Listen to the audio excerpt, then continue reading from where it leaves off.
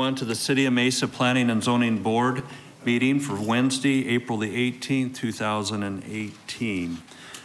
The first item on our agenda will be to read the consent agenda, but before we do that, as you might have noticed in the video, there was a reference to the blue cards. There are blue cards in the back. If any of you wish to speak publicly to any of the items that are on the consent agenda, once we have read the agenda and you have any questions, it's a little late at that point. I don't believe we have any blue cards. Are there some coming up? If you wouldn't mind bringing those up at this point, we will adjust the consent agenda, exclude those items if they're not already excluded. We have some more coming in the back? Yeah. Okay.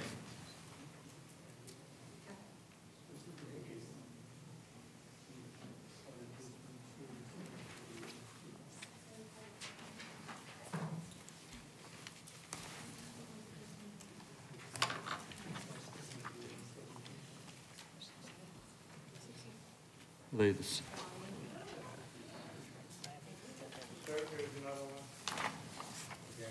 7506.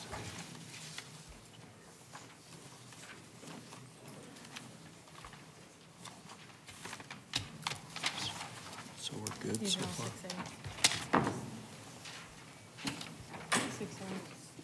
Same? Mm-hmm. Okay, is that it?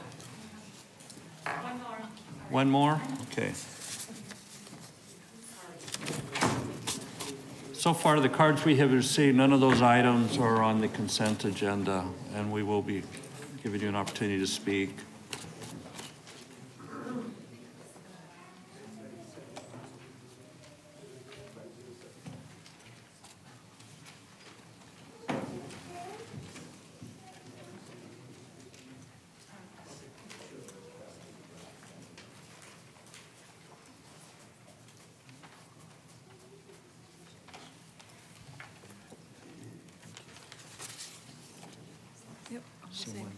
Okay.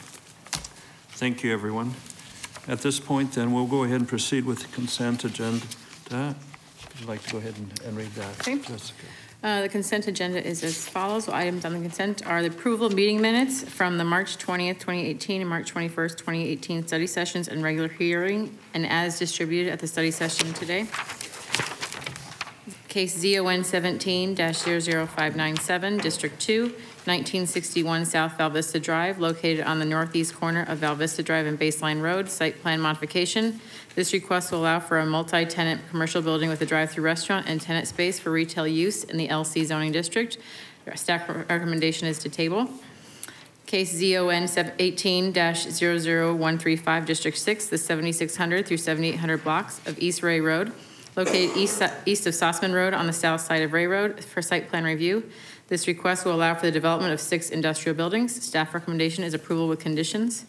Case ZON 17-00410, District 6, the 8300 block of East Guadalupe Road and the 2800 block of South Hawes Road, located at the southwest corner of Hawes Road and Guadalupe Road, site plan modification. This request will allow for the development of a restaurant and with a drive-through in the LC PAD district. Staff recommendation is approval with conditions.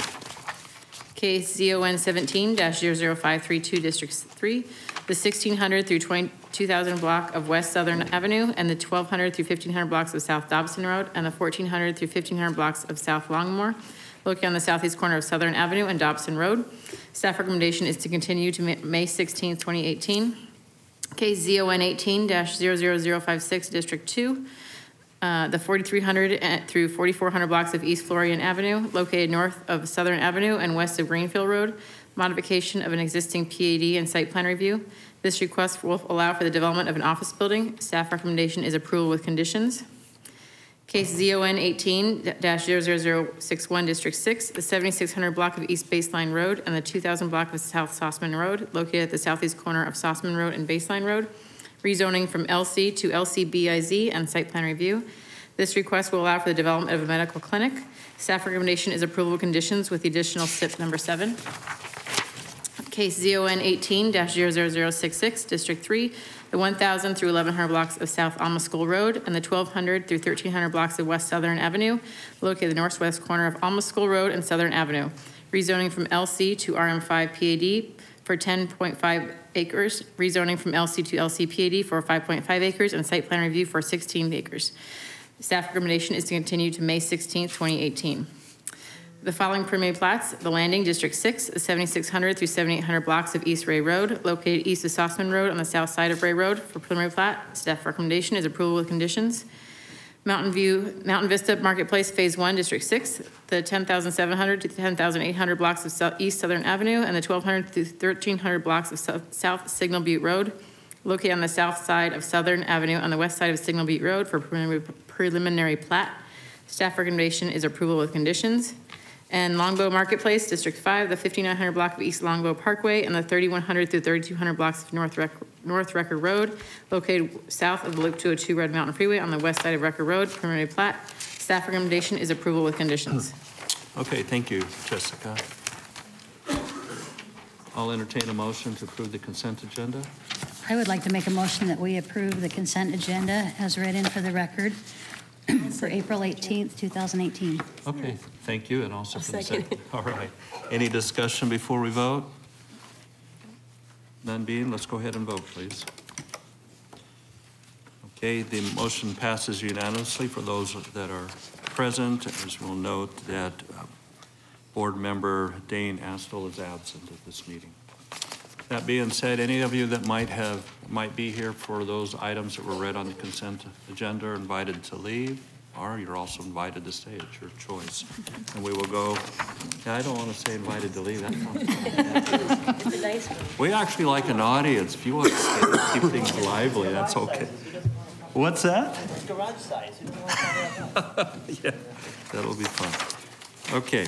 We have two items that we'll be discussing, and we'll begin with, and they include 6A and 6B. We'll begin with item 6A, which is ZON 17-007-507, District 5, the 1200 block of North Ellsworth Road, west side, and the 9100 block of East Glen Cove Avenue, south side, located north of Brown Road on the west side of Ellsworth Road, rezoning, a modification of the zoning stipulation and site plan modification. And this request will allow for the development of an enclosed RV storage facility in the LC zoning district.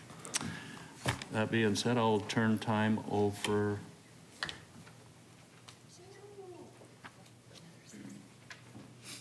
Okay. We okay to take it if it's? Yeah, it's the same case. All right, very good. Turn time over to the staff. Thank you. Presentation. So as you mentioned, this is a request for a RV and boat storage facility on the southwest corner of Glen Cove and Ellsworth, located north of Brownwood Road on the west side of Ellsworth Road. This is a 3-building site. 2 buildings are located on the north side of the building, and then the other building is located on the southern side of the property. There is one ingress-only drive located off Glen Cove Avenue. As you will recall, that was revised from the previous site plan where the drive was located on the west side of the property to center, breaking up those buildings to the center of that site, and egress only off of Ellsworth Drive. This will be a gated development, so nobody will be allowed to enter unless they have the code. As I mentioned in the study session, there are some concerns with access off Glen Cove. However, staff believes that the applicant has resolved some of those concerns by locating the drive in the center, as well as making it an ingress-only drive. So with that, I will turn it over to the applicant. Okay, thank you. Are there any questions for this? Can I ask a clarification real quick? Yes. I just pulled up the vicinity map, and I might have missed that earlier, but it's adjacent to the north to a county island, correct? That's correct. The neighborhood to the north is county. Okay, thank you. All right. Being said, Reese, if you'd like to come forward. Tell us who you are. Yes, good afternoon, board members. Always a pleasure to be here. For your record, my name is Reese Anderson. My address is 1744 South Val Vista, number 217 here in Mesa. With your permission, Mr. Chairman, let me load up just a quick presentation. I have some visuals I think will help all of us.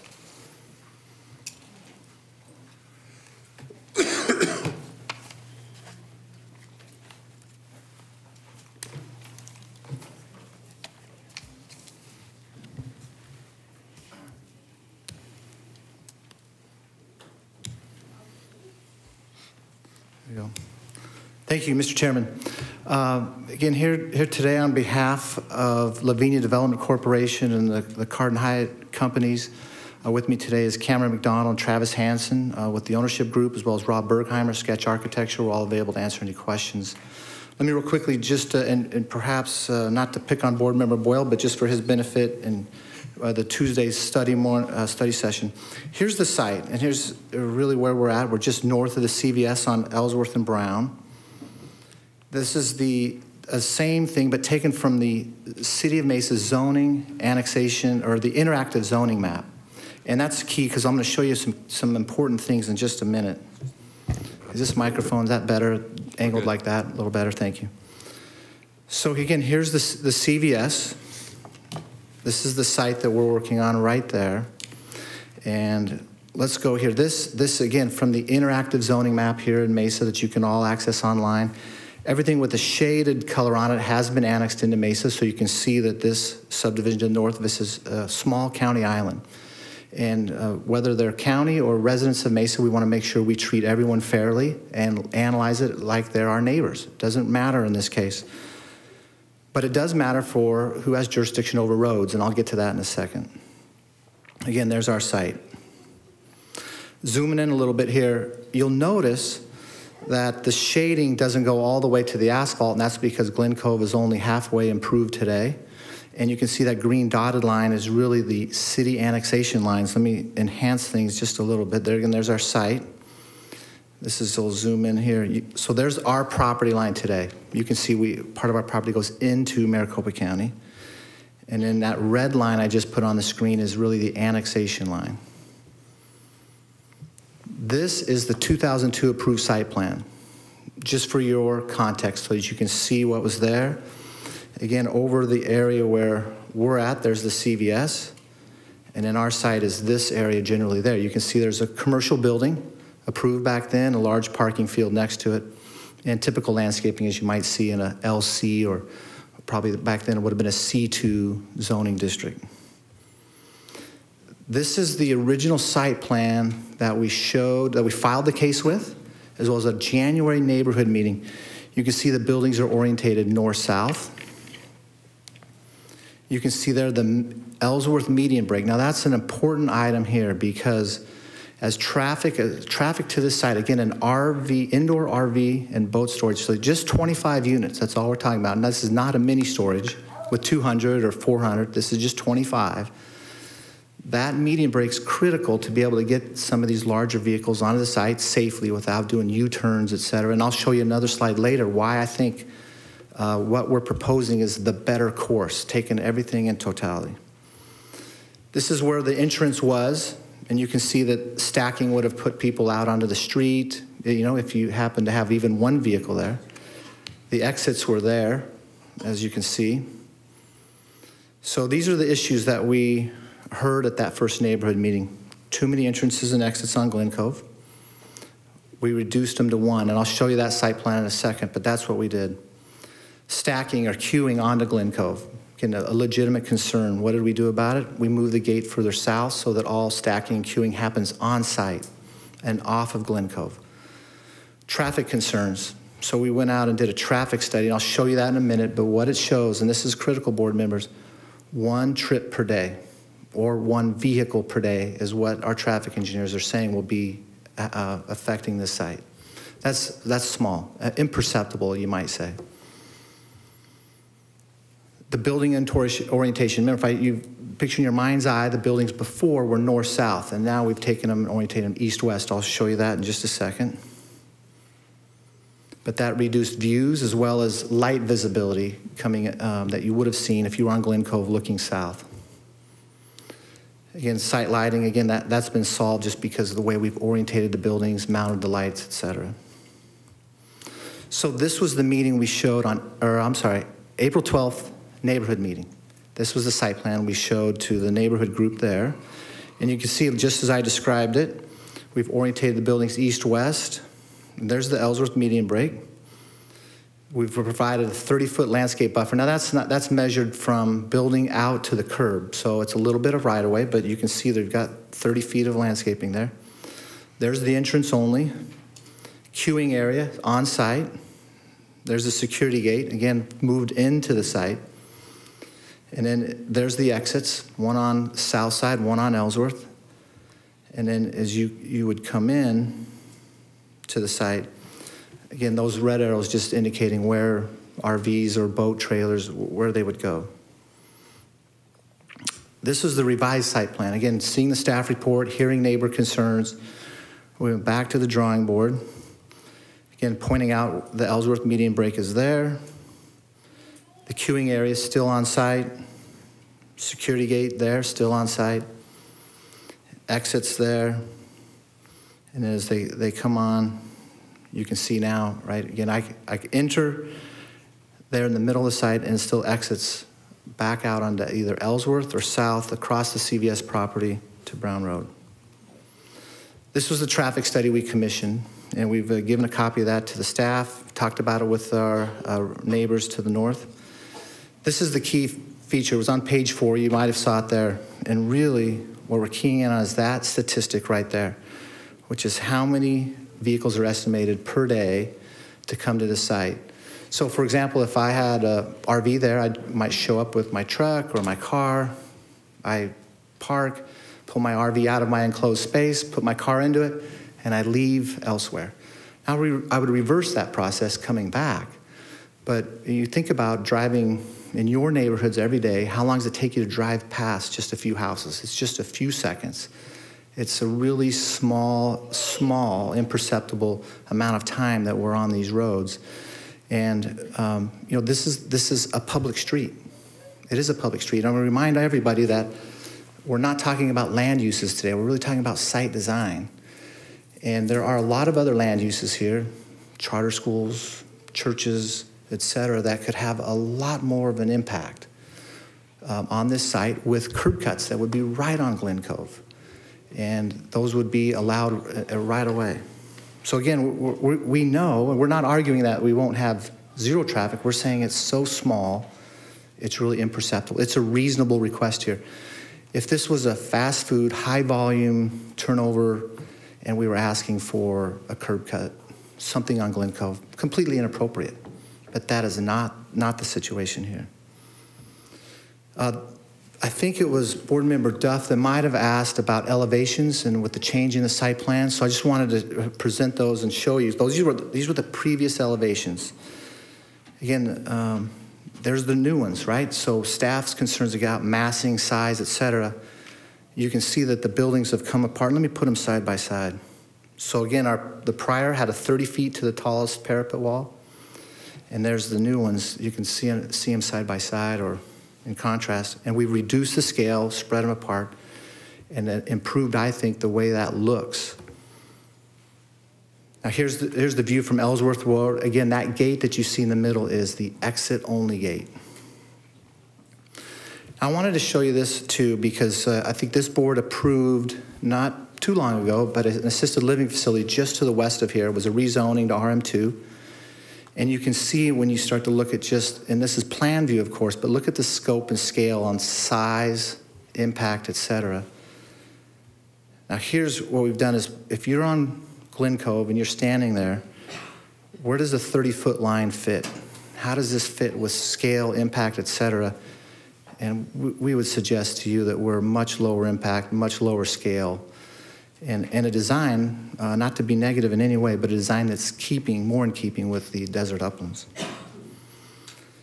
So I alluded earlier just about traffic patterns. Let me show you something that I think might be quite interesting, which is, let's just assume for a second, board members, that the entrance to the site was on Ellsworth Road. That was the only place that you could enter in.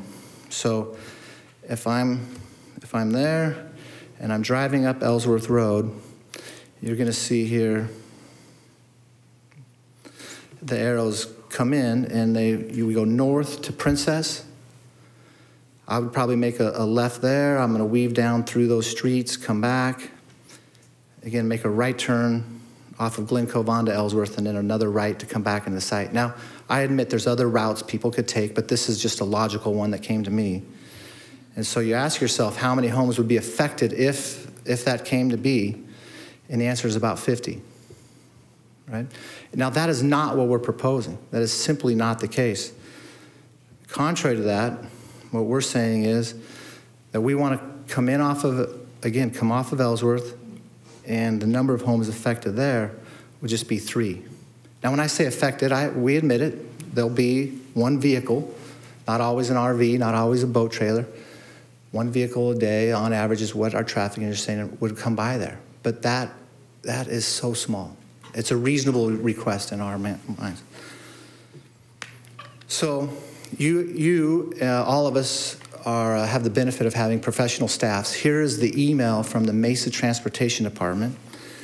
Now, this is back from February 6th of this year when they were looking at 1 entrance and 2 exits on the Glen Cove. Remember that site plan from January? This is what they were looking at, and you can see there that quote is transportation is agreeable.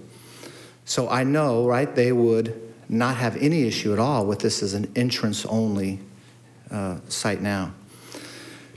I showed you earlier how the annexation line, this Glen Cove Road will solely be in Maricopa County. They're going to control that right away. We'll get permits from them. And I've quoted for you there the email we got from Michelle Kogel, who said they support, again, the dedication of right-of-way, the construction of, and the site plan. We presented to them the site plan that we showed to the neighbors on Thursday, April 12th, which was the entrance on the far side. So us moving the entrance closer, I know, again, safe to say, I'm confident saying, they would not have an issue with where it's at. They've approved this there. This last slide here is just a quick thing to say. There are several boats and RVs in the area. If you count them up, best to our knowledge, there's about 24 of them in the neighborhood today. We provide this slide just to say it's not out of character. And it's a similar impact that we have. Again, we've got 25 units, they've got 24. We're just saying that it would not be out of character for these RVs or boats just to be coming through the neighborhood. And again, for us, the worst we ever see it happening would just be 3 houses on Glen Cove. I think Ms. Welch updated you, but after the study session, we did go back out. We prepared a letter, and we took this to all the neighbors on Glen Cove, everyone that came to a neighborhood meeting.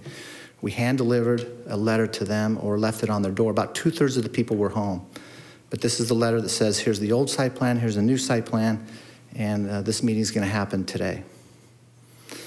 Just so you know, I guess just to help a little bit here, not all of the feedback we've gotten is negative. Here's a couple cards. Someone wants to reserve a space. You can see Mr. Thompson is saying, hey, I'm okay, just limit it to 1 access point off of Glen Cove. And then 2 more. Again, Mr. Tablet saying positive.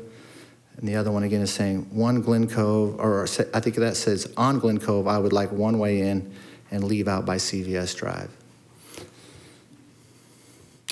This is just a quick summary, and I'll be quick. I don't want to take too much of your time, board members. But since the beginning on this site, with responding to staff and neighborhood comments, we've changed the buildings to obscure the doors, turn them all in so you can see them, the lights, etc. There's now just a single entrance on Glen Cove. Again, it's an entrance only. There's now 2 exits, one onto Ellsworth and one going south to Brown. Again, no exit on the Glen Cove.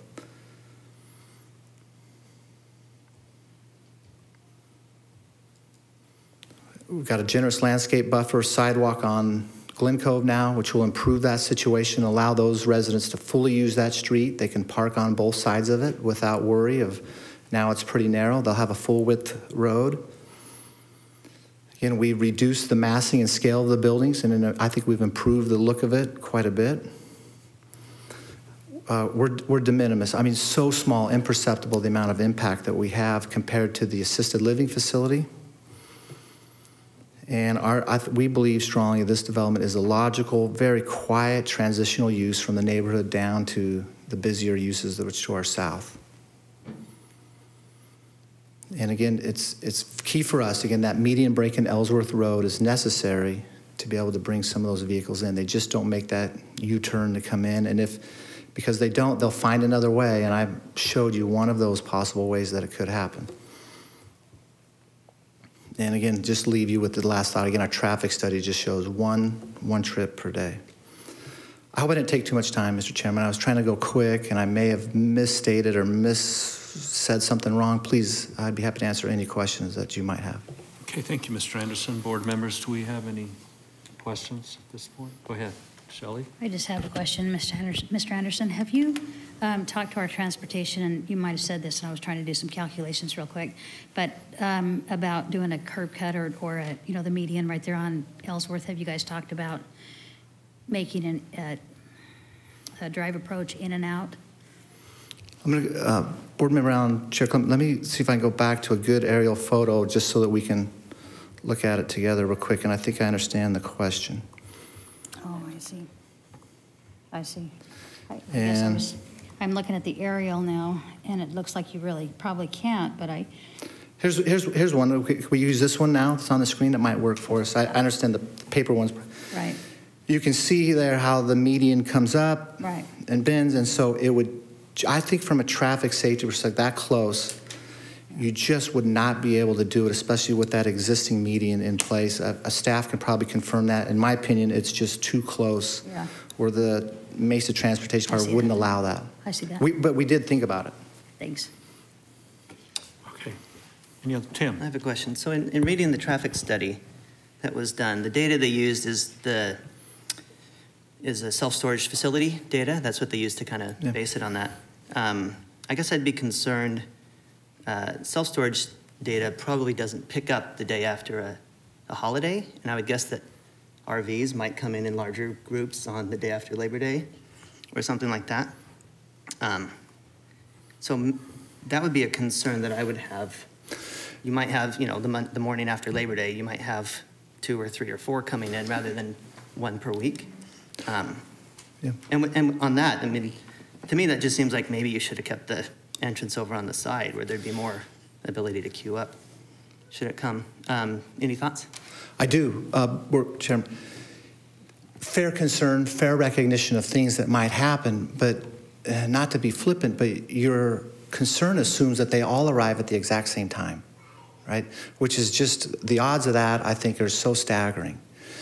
In addition, you're right. There may be a time where on a holiday weekend, some are gone more than often, absolutely. But I can tell you that our people did the best with the data that they have. Again, we're 25 total units in there.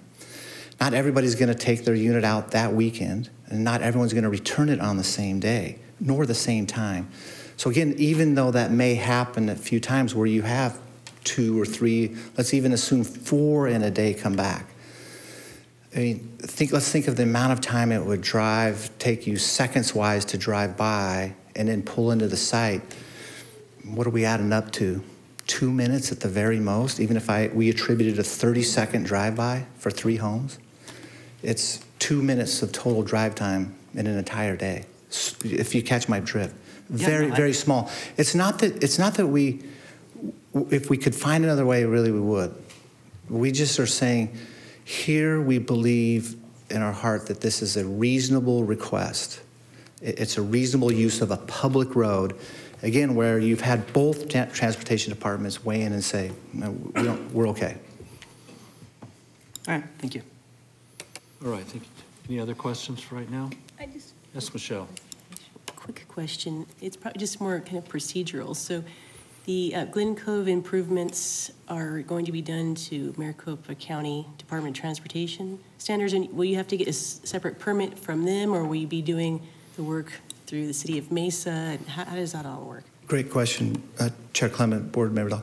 The answer to that is Maricopa County requires to get permits through them, but I also know that Mesa will say, we don't really care what county standards are, you're going to build to our better standards. And so that's how that's always played out in the past. And so details, you always hear them, 42 detail. Those driveways will all be constructed to Mesa standards, but the permits will come through Maricopa County, if that answers the question. Okay. Any other questions right now? Thank you, Ms. Anderson. I'll invite you back up once we have given the public a chance to speak. We have 6 individuals that have submitted cards, and we'll start working through those right now.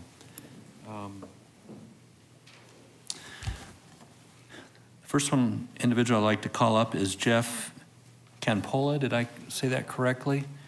You wish to speak, but you have not indicated whether you're in favor of or opposed to the project. But if you're here, you're welcome to come up. While he's coming up, if I'll bring to each of your attentions as you get your turn, as you come forward, please state your name and address.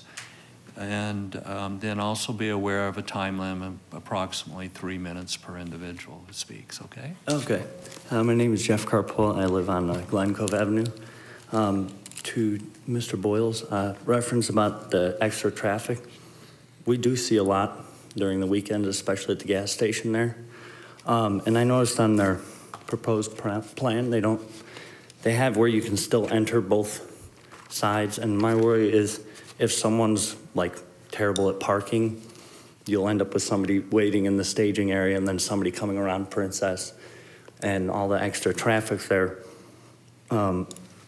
So that was one concern. And then also the Bashes and CVS, all of them are only like 9 to 10 to 5 or 10 to 10 hours. This one's 24 hours. We're just wondering why that was also being able to be 24 hours in a residential. And I went around and the neighborhood, I don't know if you guys got it with your prints for a petition, like in support of it for some conditions. I don't know if you guys got this with the prints. I'm sorry, I looked down when you held that up. I emailed this to. Yes, you received a copy of it in Thank your you. packet. We just, it's a real quiet neighborhood and we'd like to kind of keep it that way, and just the extra traffic is something we don't really want. My bedroom window is like right on Glen Cove and 90th there, so we pretty much know everybody in the neighborhood, so even though there's 24 RVs, they only go out every once in a great while, you know, and usually they split up going around the neighborhood, so it's not one traffic direction in and out all the time. So I guess I'm opposed to not the business going in, just any entrance or exit on Glen Cove is what I'm opposed to. Okay, very good, thank you. Thank you. I'm sure you'll get a response here when this. Can I ask you a Yes. question? Yeah, go right ahead, sir, if you'd come back. Do you that'd be see an fine. increase in traffic with the RVs specifically on holiday weekends? Every holiday. Right there is where everybody leaves to go towards Saguaro Lake, all up north towards Payson. And are these the ones in your neighborhood, or people are just stopping at the No, CVS on their way just out? all in that whole section there. The gas stations, usually you can't even get in there because there's so many RVs on the weekend. But you're not seeing the RVs from your neighborhood specifically leaving? No, during we that time? know most Okay, just the everybody, so CVS. they, it's not everybody going at once. It's some, go one weekend and then it'll be a month before anybody uses them again. Right, okay, So- that's the kind, I'm just trying to get a better feel for how often people would be returning these with holidays involved, so, okay, thank you. Thanks. Thank you, Jeff. Next, I have a card. This is Mike. Is it Bernay or excuse me? How do you pronounce that? And you say you're opposed to this item, and what I was going to say, you did not indicate whether you want to speak or not. Do you prefer not to speak? I wasn't planning on it. Okay, that would be just fine. Thank you. Thank you for your input. So we have 4 others, and I might mention all of them are opposed to it, and you all wish to speak, so we will work through you right now. First, you have Hope Marsh.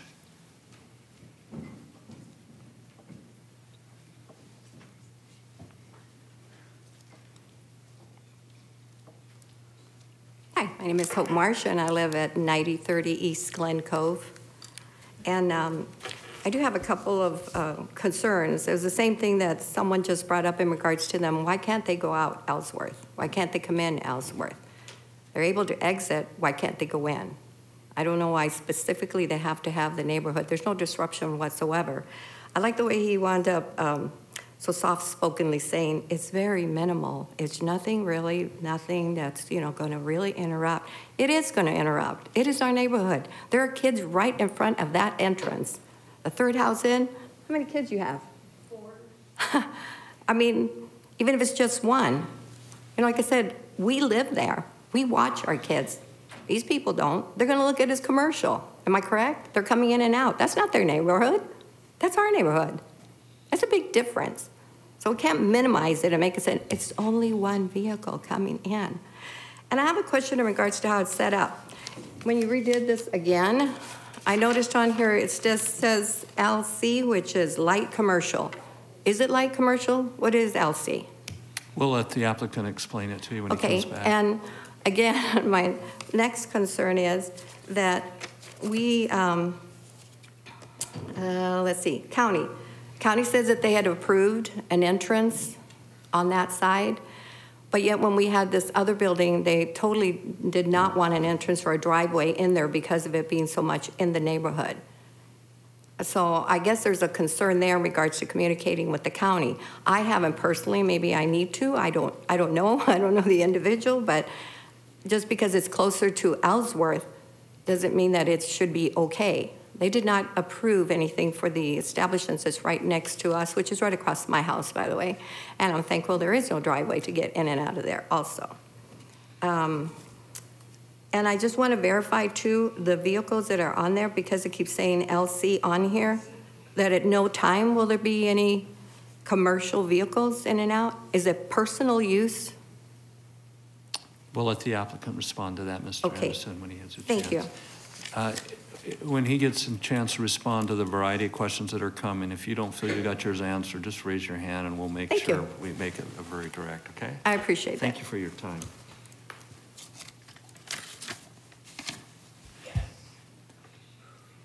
Next, I have Tim Hull. If you'd come forward.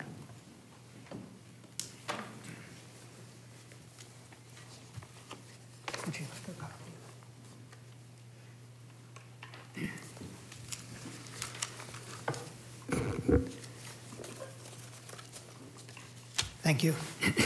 My name is Tim Hull, H-U-L-L, and I live at 9127 East Halifax Street in the Sierra Heights community, just north of the community that we've been talking about. I've been asked to represent the residents of the Sierra Heights community and its homeowners association today. I have a few points I'd like to offer for your consideration as you decide whether to approve this land use request. The property is zoned LC Limited Commercial. The proposed usage seems inconsistent with the intended use of limited commercial zoning as described in the Mesa zoning ordinance. Secondly, as shown in the schematic provided to our HOA, this development is more similar to a series of warehouses that one would find in an industrial district. Such development is very different from that which is intended as stated in the zoning ordinance description of a limited commercial district. Use of this property for storage is incongruous with the development of the neighborhoods north of Brown and east of the 202. I know of no other industrial type structures of this nature that have been constructed in these neighborhoods. The introduction of buildings and developments such as this would greatly alter the neighborhood concept that currently exists in this area of Mesa, and in my mind would diminish the value of the homes in these neighborhoods.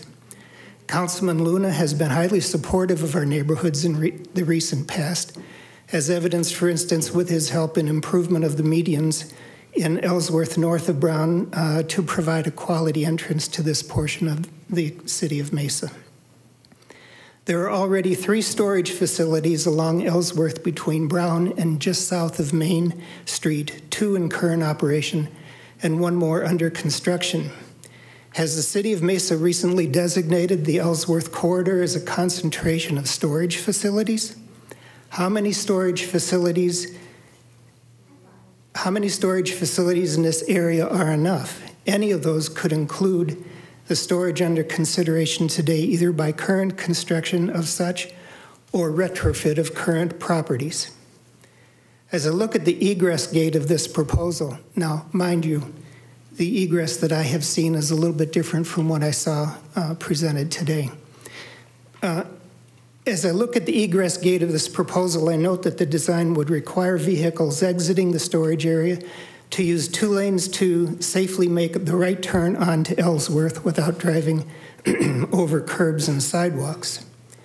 The median would prevent vehicles crossing traffic lanes to head north. The right turns would be happening just as vehicles from farther north are making lane adjustments to head either east, south, or west, or to turn into the CVS on the corner. This corner already has enough serious accidents. The large vehicles leaving the storage facility would add to an already congested traffic area. There are 3 requirements. May I continue? I see that. Just a couple more. Thank you for asking. I'll give you. Thank you. There are 3 requirements in Table 11-6-3A for commercial structures in the LC limited commercial zone designation that seem not to be met. One may have already been adjusted, and that is the minimum separation between buildings. Second is ground floor transparency, and the third is main building entrance orientation. Is there a main building? While use of land in the LC limited commercial zone for mini storage units is a permitted use, it is a serious stretch of the imagination to liken the proposed structures for RV storage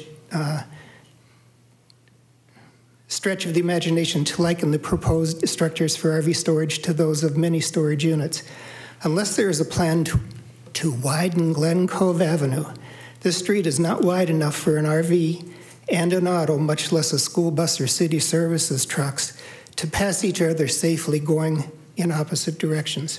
Thank you for allowing me to address you, and I ask that you deny this requested use. Okay, thank you, Mr. Paul.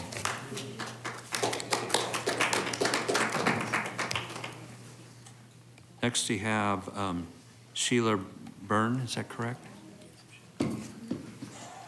Hello, I'm Sheila Byrne. I live at 8965 East Halifax Circle, which is in Sierra Heights, north of the Glen Cove street that we're talking about.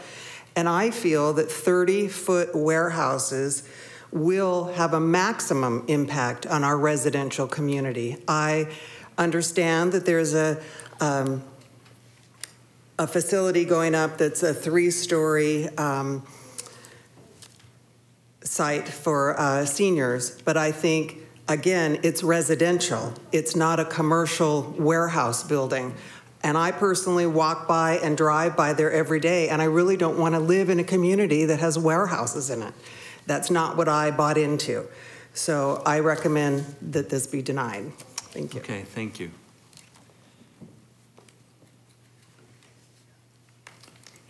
And our last individual, is it Courtney Cassane? Did I get that correct?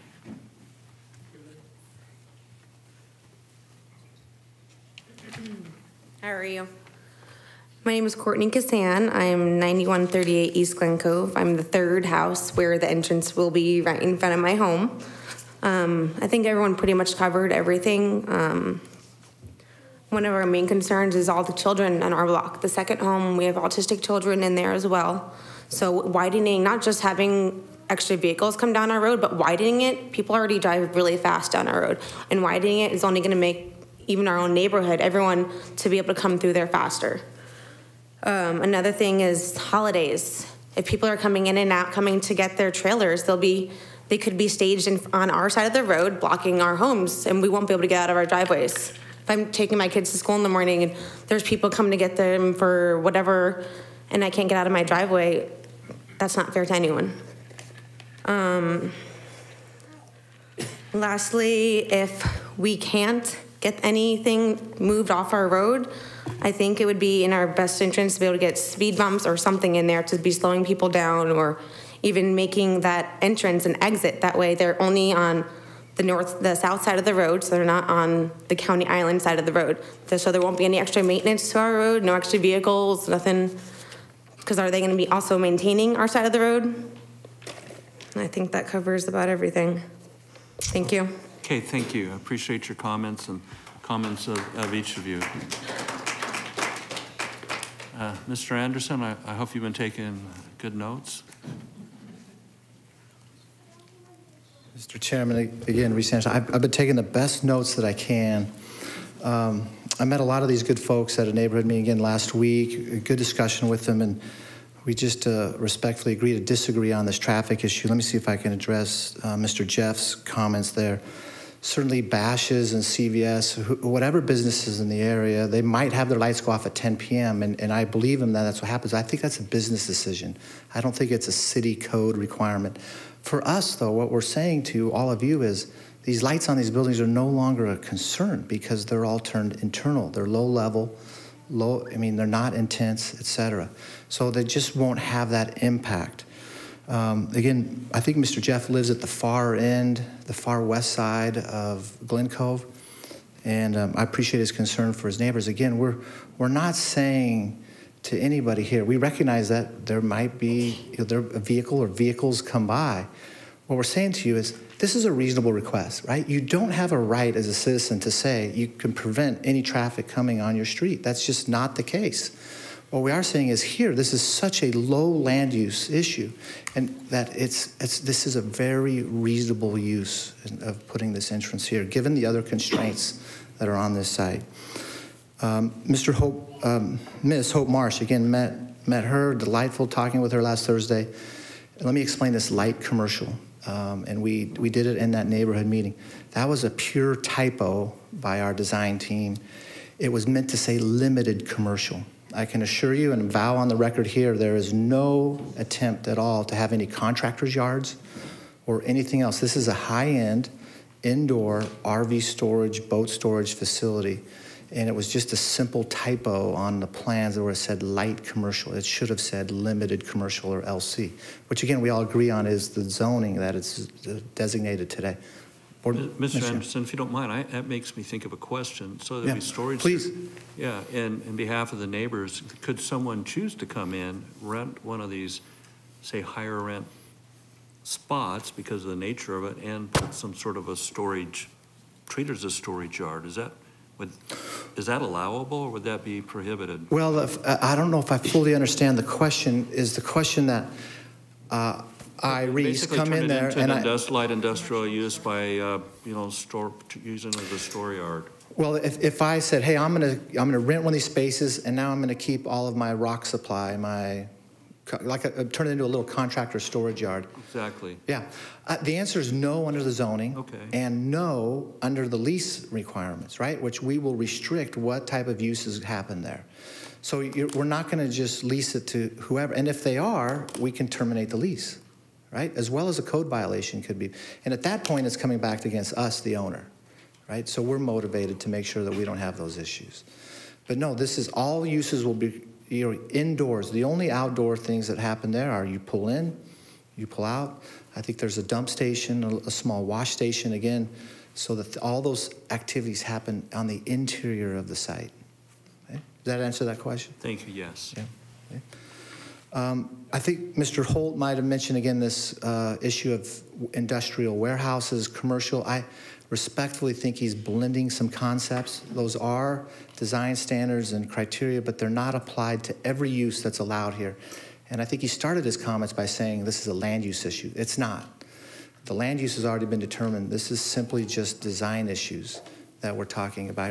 In fact, it's a site plan issue that's before you today. Just a correction. I mean in the most respectful way. These are not 30-foot tall warehouses. I think we showed you in the initial presentation how we dropped it to 26 feet. I also want to share that you probably are familiar with the topography in the area, how it's sloping from the north to the south. So these buildings here will be 2 to 3 feet lower than Glen Cove already. I think someone might have mentioned too that we were not going to improve Glen Cove, but I think you're clear that Glen Cove is being dedicated, it is being improved and widened, and it'll be for the benefit of everyone there. I can assure you, right, our folks are not going to be speeding in this very short distance to be able to come into the site. There's just no reason for it. I just can't see it, especially with those type of vehicles. They're just going to turn in, pull in. All of us have used gate access to enter into code. How long does it take you to punch in the code, the gate to open and go through? That's the amount of time that I see here as a delay. So even if there were 2 people waiting, on a busy weekend, and they happen to arrive at the same time, I just see that delay as so minimal, so small, that it's just not an unreasonable request by us to be able to use this public street for this minimal amount of access. Of course, if the neighborhood wanted speed bumps there, we would not oppose that at all. It's totally within their purview to request it, but it would come from Maricopa County. who has the jurisdiction over that street. I think those are the main points I wanted to address, but maybe there was something that you or another board member had that I missed inadvertently. Yeah, Mr. Ender, what about the topic of putting both ingress and egress on Ellsworth Road as opposed? Well, fair enough. So we've looked at that and looked at it carefully. Again, if ingress and egress, and I showed you that slide where if it's there and we have anybody that has let's say you have a boat there and you live south, when you come to pick that boat up, you're going to come past the site somehow and need to turn around. And I admit there's probably 10 different ways and 10 different routes you could go. I just put myself in the driver's seat to say what might be the most logical route I would take. And that's the slide I showed you with the red arrows and the yellow stars, to say I would just make this left turn and come right back around. And I'm within my legal right to use those roads to gain access to that site. I just think that that's, when you weigh it all out, that's not the best choice. The best choice is to keep that, use that median break on Ellsworth, come in, make the quick left turn and go in. But I could see Board Member Allen may have a question for me. I do have a question. And Reese, if you go back to the site plan that you showed, and there was 2 exits, one was on Ellsworth and one was through that CVS parking lot. Yeah. I'm assuming that you have a cross-access agreement. That is correct, Board Member Allen. So just throwing this out there, have you guys looked at using that as the entrance because of the stacking? Yeah. I'm just, you know, and then still have the exit just coming the other way? Right. So we have looked at that, looked at it carefully. It works for an exit to come straight down, but it's not the best for the ability to come up and in and turn the other way. It's just not, I mean, our design team has looked at that, and if we could have made it work, believe me, we would have done it. We were as respectful as we can, are not trying to damage anyone, and we just don't think we are. But that was just not the best way to come in there, and that really hampers the circulation around the CVS. I'm so sorry. I have a question for staff or Reese. Because this is a site plan modification, can we possibly get see what the original site plan was that we're modifying? I think I could show you if I back up. Because I see. Okay, That's it there. Okay, and then also with this one, we're doing a STIP modification, right? Correct. For landscape. Right.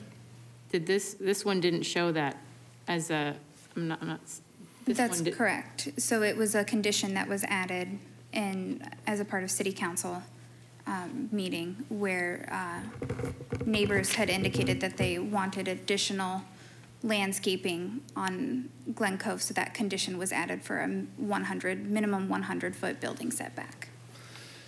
Okay, so even as is, this site plan technically wouldn't work, right?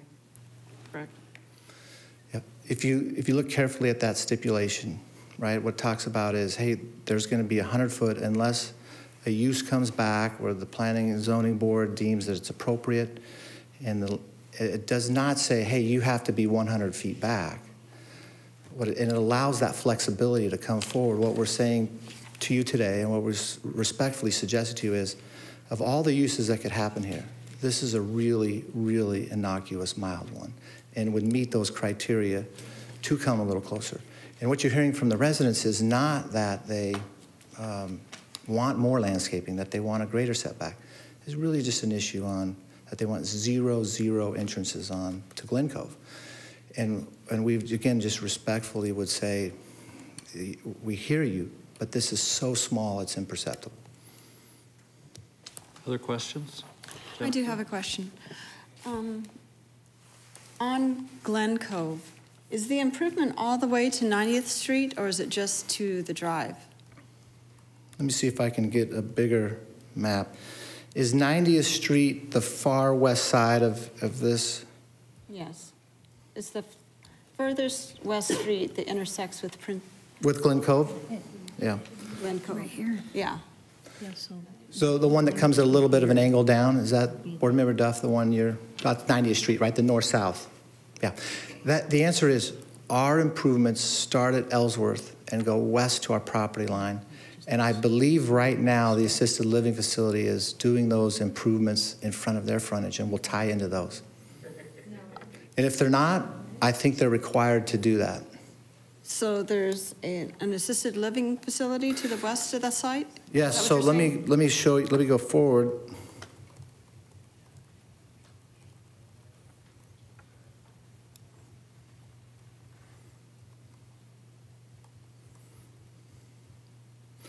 So here, this slide will show ours in the upper right-hand corner. And then what you see there with the 8 and the shape of the eye, that crosshatch area, that is the approved assisted living facility. So you can get a sense of scale and size of what's happening to the west of us, to the south of these neighbors. And then this plan here, again, just I admit my inadequacies, but we were just trying to show, here's the elevation, the north elevation of this approved assisted living facility compared to our elevation, and showing what that would look like if again, you were standing in the middle of Glen Cove and had a 180-degree view. So the assisted living facility is not yet constructed? It's under construction today. Under construction. Yeah, I think it's in wood framing stage, if my memory's correct. And there is no connection of Glen Cove as it goes west? It ends on the other side of this assisted living facility? Yeah, I believe Glen Cove ends at it goes past 90th Street and then ends. Yep. So the access for this assisted living, is Brown and Glen Cove? No. Board Member Duff, I believe the access for the assisted living is solely off of Brown Road. And that's appropriate here. You look at that site and all the frontage that it has, that's where it should be. For us, what we're saying is that yes, we could put an entrance on to Ellsworth. We just don't think it's the smartest thing. When you weigh everything out, we just don't think it's the smartest thing to do. Certainly there's a greater impact on the site, but we also think there's going to end up being a greater impact on that neighborhood. So, sorry, I just want to make sure I understand. So on Glen Cove, west of your site, is that road developed, or is it?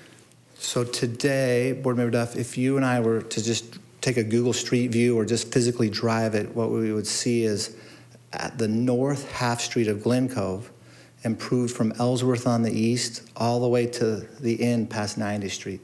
So there's just where you and I would typically see 34 feet of asphalt in a typical road like this.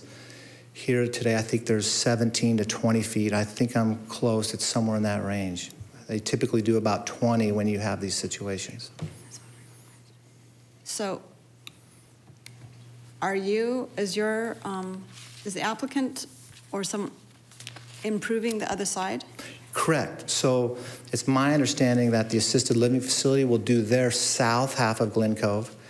And one of the conditions of approval on us is that we will also do the south half of Glen Cove, so that when both projects are done, you will have a full width street, 50 feet of total right-of-way, 34 feet of asphalt, and at least on the south side, there will be curb, gutter, and sidewalk, which we think is actually a good improvement for the area.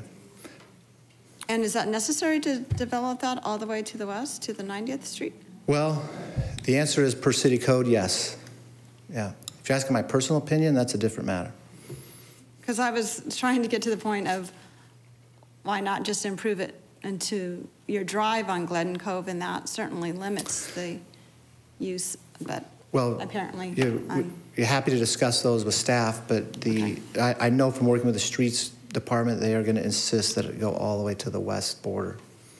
So taking to the next step, saying that it's fully developed on both sides of the road, if there are cars parked on the north side of Glen Cove, does that allow, is the street wide enough to have passage? Yes. For cars parked and traffic? Yeah, Board Member Duff, the answer is yes to that question. So just well, not an expert. I've had enough experience in it to sitting in enough meetings with the streets department that if you have cars, if you have 34 feet of asphalt, face of curb to face of curb, and you have cars parked on both sides, that still allows for two-way traffic, which is what the fire department requires. Okay, thank you. Mm-hmm. What about the turn-in radius on an RV? Would that be affected if we had parking on both sides? No, I don't think so. And the reason for that, Chairman, is that we've taken our driveway and made it a little wider so those wings are back so that you can make that turn in. And I think on our site plans, you can see those turning radiuses imposed on there. If they're not, I know that architects did that because we had that specific discussion with them. And with street improvements, will there be street lights or are they already there along Glen Cove? You know, the answer is I'm not sure. Maybe I can look to our team to see if there are streetlights on the north side of Glen Cove. And you won't be adding them? So our neighbors are telling us, yeah, I don't want to, if I don't know the answer, I'm going to tell you. I don't know the answer to that, and that's because it's a Maricopa County question. Okay. And we will do it whatever standard they set us to. I mean, sometimes you don't have a choice in that matter. If the county doesn't require us to, of course, you know, and I think I could speak just knowing these folks that I've met a few days ago, I don't think they don't want any more streetlights. Fair enough. I see some other buttons popping. Any other questions? Can I ask one? Here we go. Okay, so you did look at entering through the CVS and exiting on Ellsworth, and you just thought that's really unreasonable, or is it because of getting an agreement with CVS or something like that? I mean, is that? Well, there's a minimal cross-access easement now, right? But it doesn't work from the standpoint of if I've still got people coming in that way, you know, marketing, view, et cetera. I mean, just all in totality, it was just decided the best way, right, to allow maximum flexibility is to come in how we're showing it.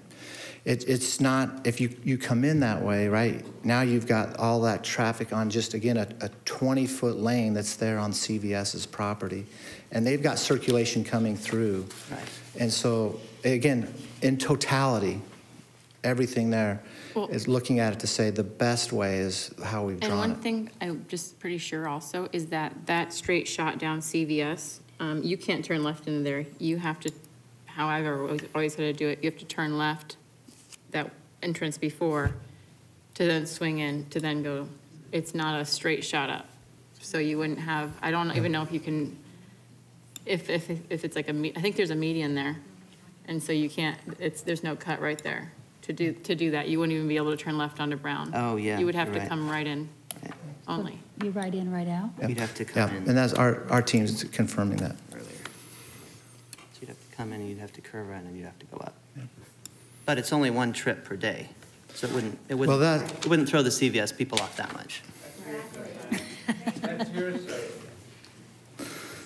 side. Well, and let me just for final. So it is possible. You've come to us with your best choice for all sorts of reasons. It is possible to do it this way. It's not the best choice, according to what you're saying.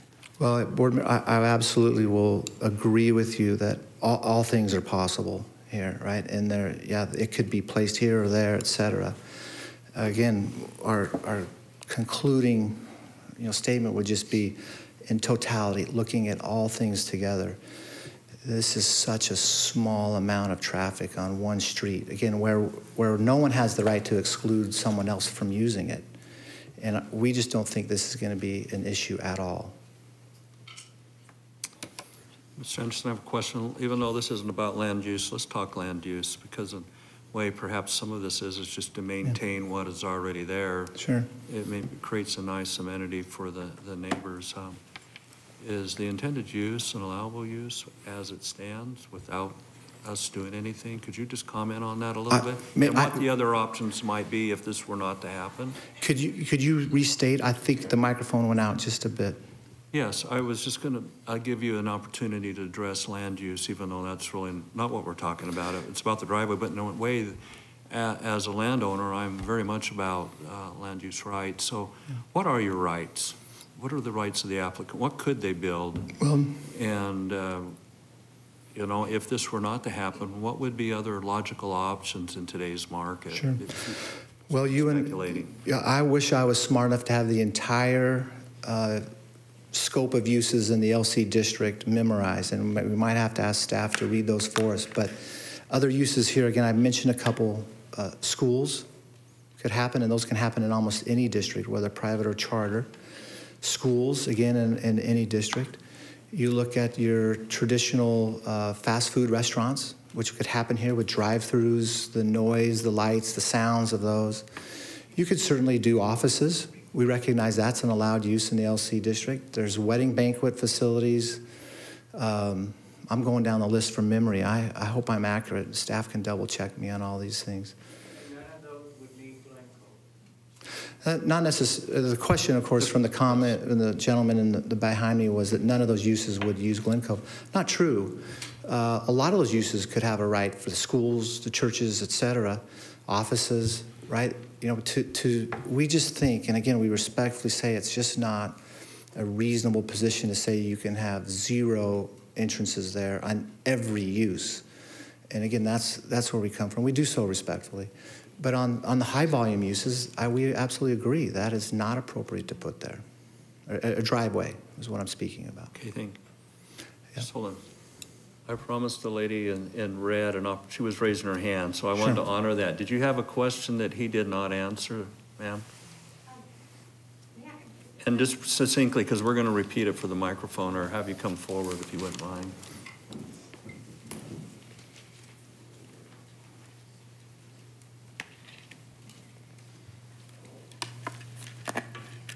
I don't want... Name again. I'm sorry if you give us... My name is Hope Marsh, and I'm at 9030 East Glen Cove.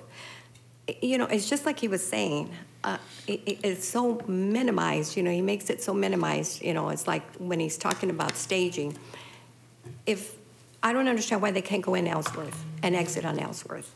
If it's only 1 vehicle per day, there shouldn't be an issue. There shouldn't be any issue whatsoever, because they're going to be doing it on our neighborhood. I'd rather that they do it on Ellsworth than on our neighborhood coming in and out, because that's exactly what's going to happen with that entrance. They're going to start staging on our street. And there's no doubt about it. I mean, I'm trying to be realistic about it. It's a reality. Who is going to pay attention? Go to somebody else in the neighborhood, and you're more comfortable doing something that you normally wouldn't do in your own neighborhood. Think about that. Our homes are our most expensive item that we have. And these people here have invested more than we have. I've been in my home for 39 years. I'm okay. I'm perfectly fine with things growing. There was nothing there 39 years ago. Nothing. My kids grew up there, 5 kids. I think there should be some limit. There's got to be. Just like he said, we don't want to live around that kind of stuff. We want a home. I'm okay with residents. Old people living across the street. I'm okay with that. It's all right. They got to live somewhere too. But they can park a boat and something somewhere else. Why do they have to park it in my neighborhood, in front of my house, in front of her house, where the buses pick up her kids? I don't get it. It's pretty logical. It's simple. What's the problem? They want to invest. They're going to make money. Can't you go find somewhere else to go make money? It's pretty simple. I don't understand why this is even such a big issue. I'm not preventing them from doing that. It's just not the right place. We allowed, you know, different things to happen for certain reasons. Why are we still pushing? I don't get it. It's our home. Do you want it in your house? Do you want it in your street? Thank you. Thank you, Ms. Marsh.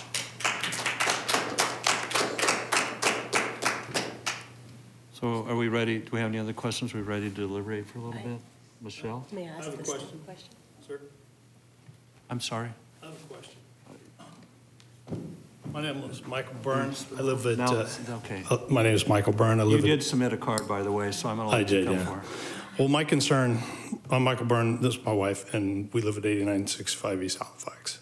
And it's right by the cul-de-sac, so we're pretty close to the area. But my concern is the safety of the family dwellings, kids on the street in Glen Cove. And the safest way to get in there is a left turn off of Ellsworth. And there's good visibility for that turn.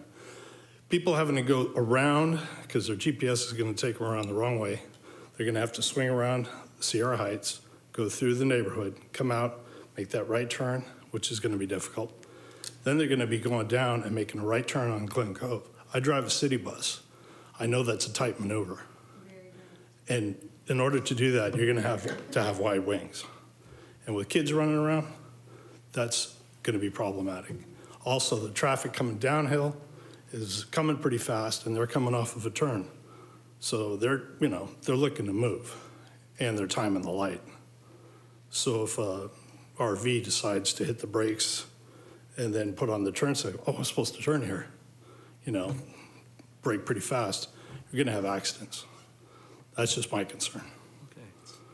Thank you, sir. I appreciate your time. You're welcome. Thank you. Any other questions? Oh, yeah, we had one for staff, Michelle. Yeah, staff, if you could answer this, and it might be more of a legal question, but what is the right to use Glen Cove Road for developers or anybody who's looking at developing on Glen Cove versus what we are allowed to consider as part of the site plan modification? So that's the first question. I have a follow-up one. Okay. Chair, Vice Chair Dalkey, typically we do allow access to adjacent streets.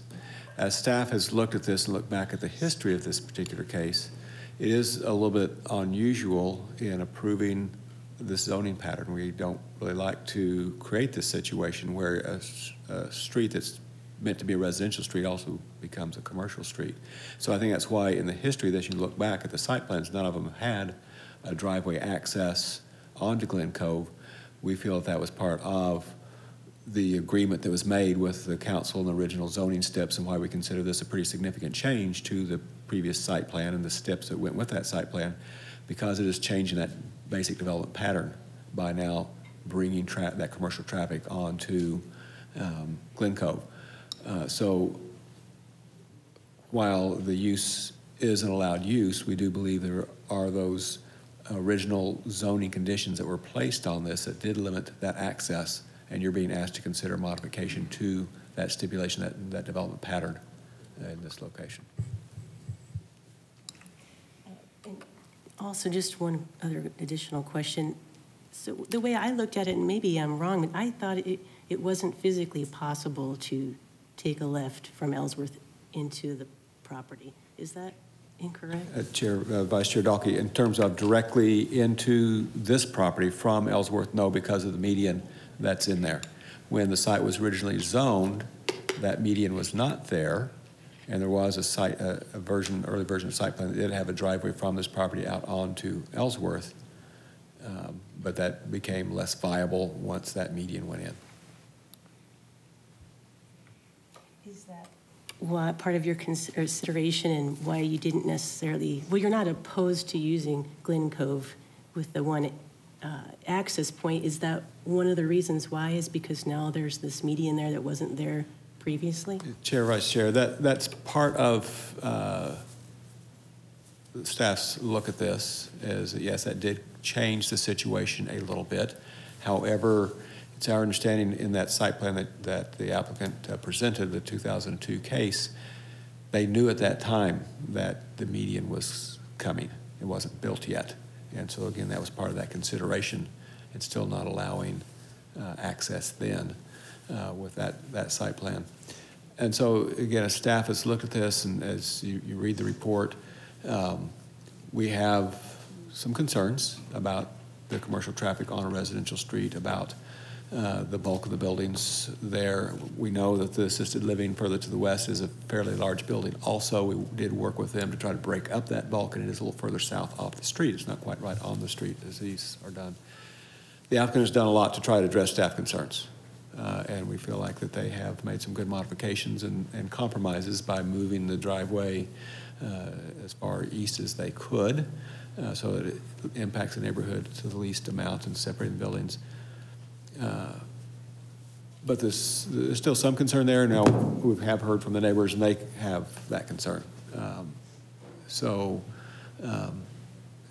Kind of maybe still leaves us all in just a little bit of a quandary. If you're going to approve something and we think this is better than what we had before, staff's recommendation had been for continuance to keep trying to see if there was a way. Could we come through the CVS parking lot instead of Glen Cove? We hear the applicant's concerns about that. We recognize that, but as is pointed out, it is not a big traffic volume, so it maybe isn't too big of an impact. So those are the same things staff has wrestled with as we've looked at this. Okay, Michelle, other questions? No more questions? Shelley? I have one question, and I guess I brought it up before. That would help, wouldn't it? Sorry. I brought it up once before about, doing some kind of a different design for the median right there. Have we looked at all those options? I mean, I know that they won't have two curb cuts that close together, one at Glen Cove and one down a little bit further. However, there's different redesigns that would allow for like a stacking. Several times when you drive around the city, you see kind of an extra long, almost left turn lane.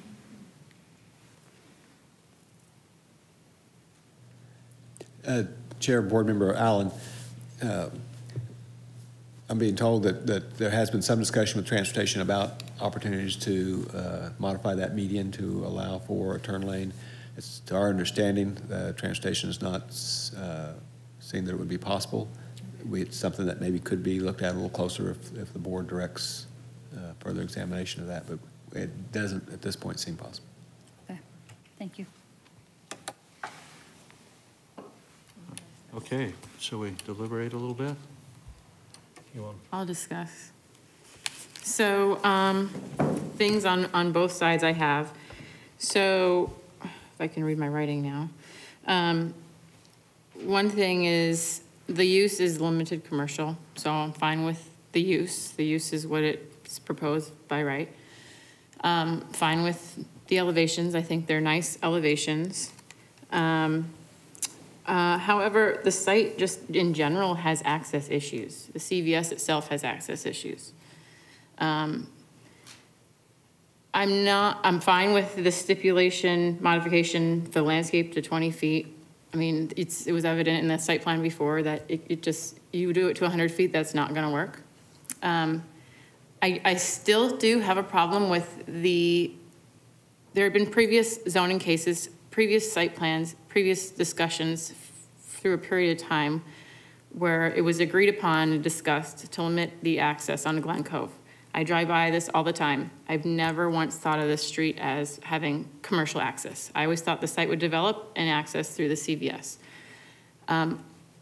The storage is gonna be less impactful than, for instance, if you put a Burger King there. But that Burger King, I believe, or whoever, would access it through the CVS site. So I'm not comfortable with reducing the landscape setback and then providing access onto Glen Cove. I'm fine with the site. I think it's a great idea and for the use and for everything that they're proposing, but I don't feel that, I know people are gonna hate me here, but I don't feel that every site should be allowed for every use. Some sites just aren't feasible to have that use. The site doesn't work. I mean, I've worked on projects, the site doesn't work. It just doesn't work. Circulation doesn't work. I would, talk to traffic. The issues with curb cuts in Ellsworth is really tricky. The whole issue, that CVS is just a nightmare to get into and out of anyway. So I just don't feel comfortable adding that when there's been previous discussions. In most jurisdictions, you're not allowed to access a commercial site through a residential zone. And it looks like it's kind of some kind of conflict there going on. I mean, they're fronting it. So I'm not comfortable with the site plan modification as it stands. I don't know if they want to continue to work through staff or something like that, but I'm not comfortable with the access onto Glen Cove. I'm fine with this, with the reduction in setback and put up the buildings and stuff, but I don't like having that access there. I don't think it meets the intent of what was proposed for that site when everything was built around it, so. Okay, thank you, Jessica. Anybody else? Shelley?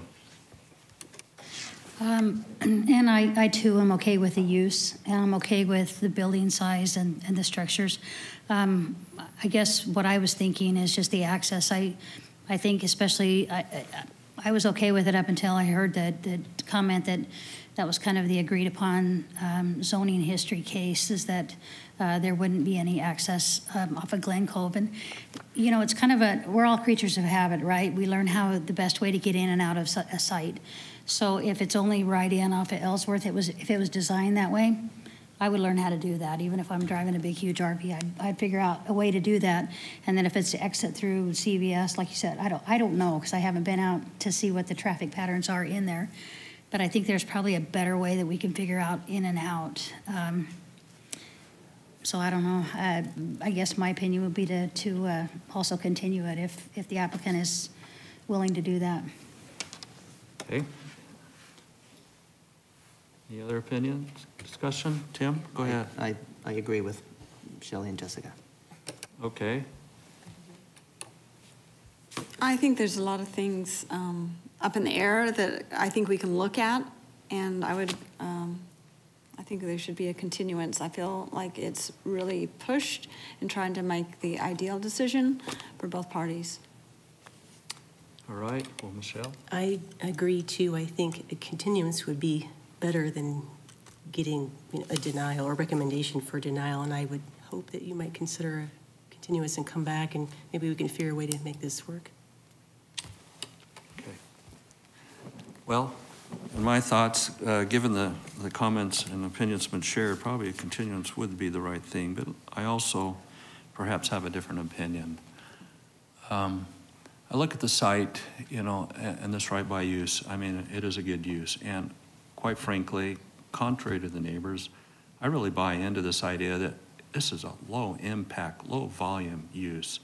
I really like the idea of moving the access as close to Ellsworth as you can to minimize that impact, but literally with only 25 spaces, how much of this activity are you gonna see going down those roads on any given day for the intended use?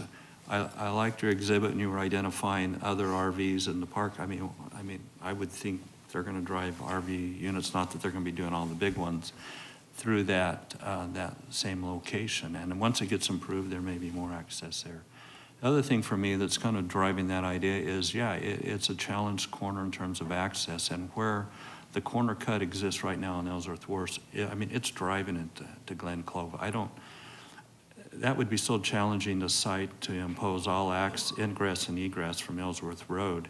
Basically, I don't even know if you could get your turning radiuses to even allow the use. It would almost destroy the project and ultimately keep it the way it is, which then is going to hamper the right of the owner to do a very logical use with a challenging site that's already challenged, coming up with a use that is low impact. I mean, when you look at what's going in next door with those retirement apartments, you got the high elevations. Granted, you don't have right now, it doesn't appear there's any access from Glen Cove. You're still going to be impacted with the nights and the elevations and everything. So I really like the presentation that this is very minimal in terms of its overall impact. And again, I go back to, yeah, there are some agreements that have been established in times past in terms of with the neighbors, but things change. Things change.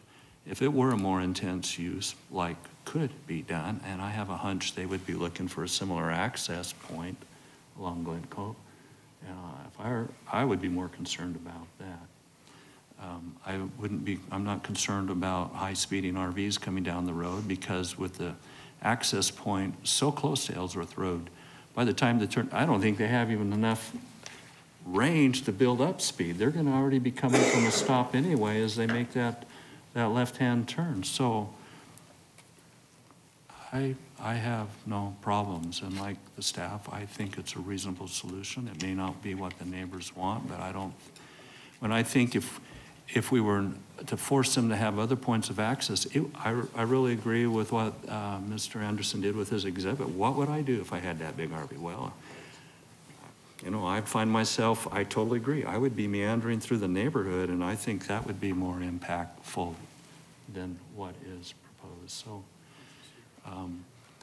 if we were to say, go rethink it, come up with a different point of ingress and egress, we're basically saying, you know, go decide whether this is really a project for the site. And what the heck else are you going to do? And I think all the other options are going to actually be more impactful and still require access, adaptation. So that's my 2 cents worth. I do have Jennifer? one follow-up question. The CVS only has a right to access, correct? They don't have any left access at all. You would have to go down to Brown Road. So it's possible. And is that correct? There is no straight shot from Brown Road to the site through the CVS? You can't turn left, and it's. So only I can access. see that. There's 2 driveways. You can only hit the. The first one farthest to the west? Right. Well, To turn left on. Well, that's inconvenient if you're driving a big rig. So to not give them better access is basically to say, go find another project. That's what I think we're saying. So that being said, what do we want to do? Vince, would you feel free, take a minute. Well, hearing all the comments, we're not arguing for a vote today on an up or down vote. I mean, we're happy to talk about it continuous. Let me just think if I say what I think is going on. First of all, there are raised medians in both Ellsworth and Brown. Let's be clear about that. I think Mr. Wesley raised a question about prior agreements. I'm just not aware of those. So a continuance would be helpful for us to look at that zoning history, to come back to you with some clear, definitive answers on those things. Let us bring you some visual pictures of both Ellsworth and Brown Road so you can see those medians and what they look like today. And again, I'm not being disagreeable with anyone. I just want to make sure we're all operating from the same set of facts. I will tell you that our engineering team has looked at whether a right-in, on Ellsworth would require stacking there in Ellsworth, and there's not space. Those just geometry and distance don't work between Glen Cove and how you turn in. A lot of things. I understand, right? We are working hard to try and minimize any impact here, and so let us take a month and meet with the staff. Let's meet again with Transportation Department and see if there's another way to figure something out.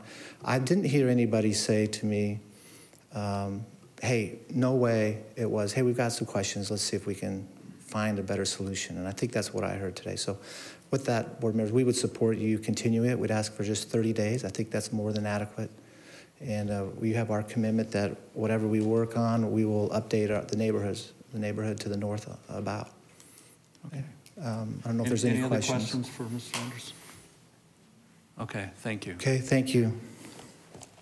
Well, personally, I think we got our direction right there.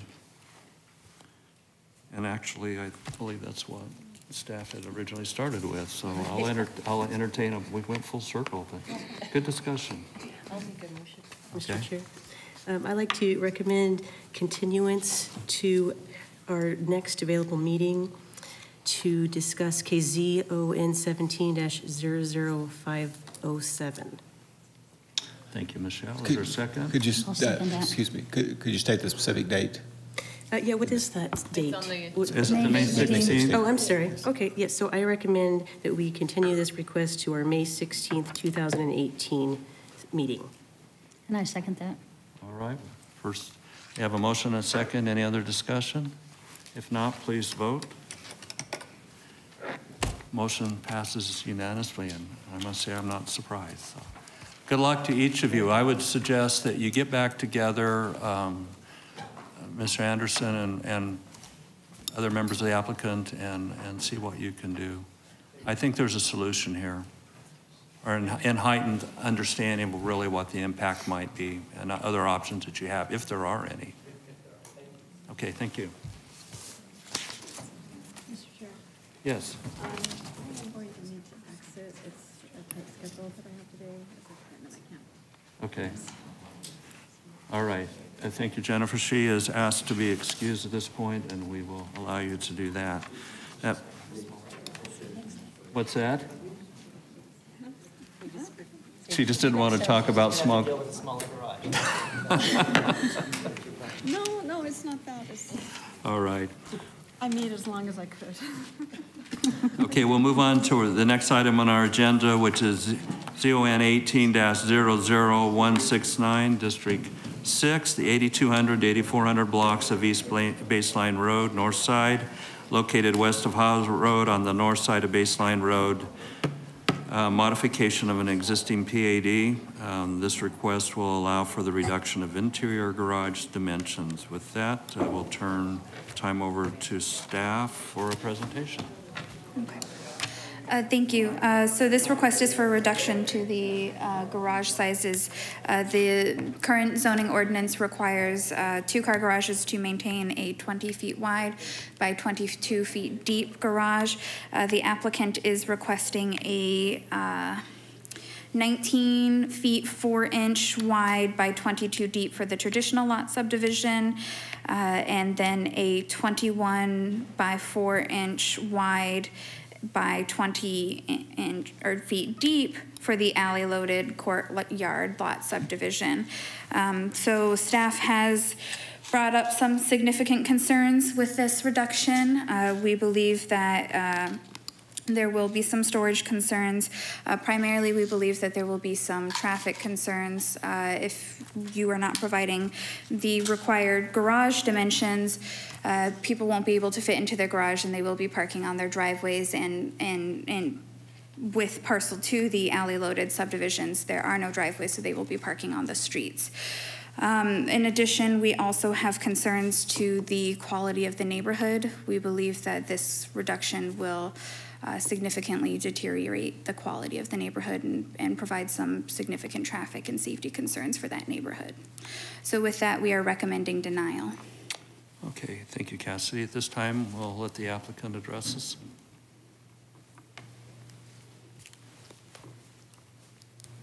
Good afternoon, well, good evening, I guess, actually. We've moved past the afternoon. Let me open our presentation, but I am Susan Demmett with Gamage and Burnham, and I'm here with Woodside Homes this evening.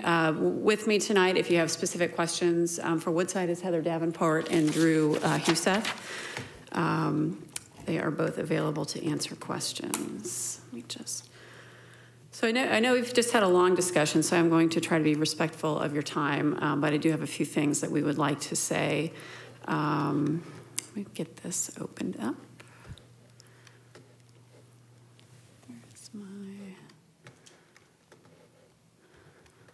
I have to be smarter than the PowerPoint, I'm sorry.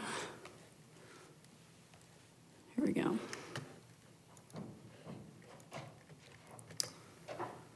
Bottom right. Oh, here we go. No, that's not. Oh, you did tell me that earlier. Thank you. That is above my pay grade for sure. Okay.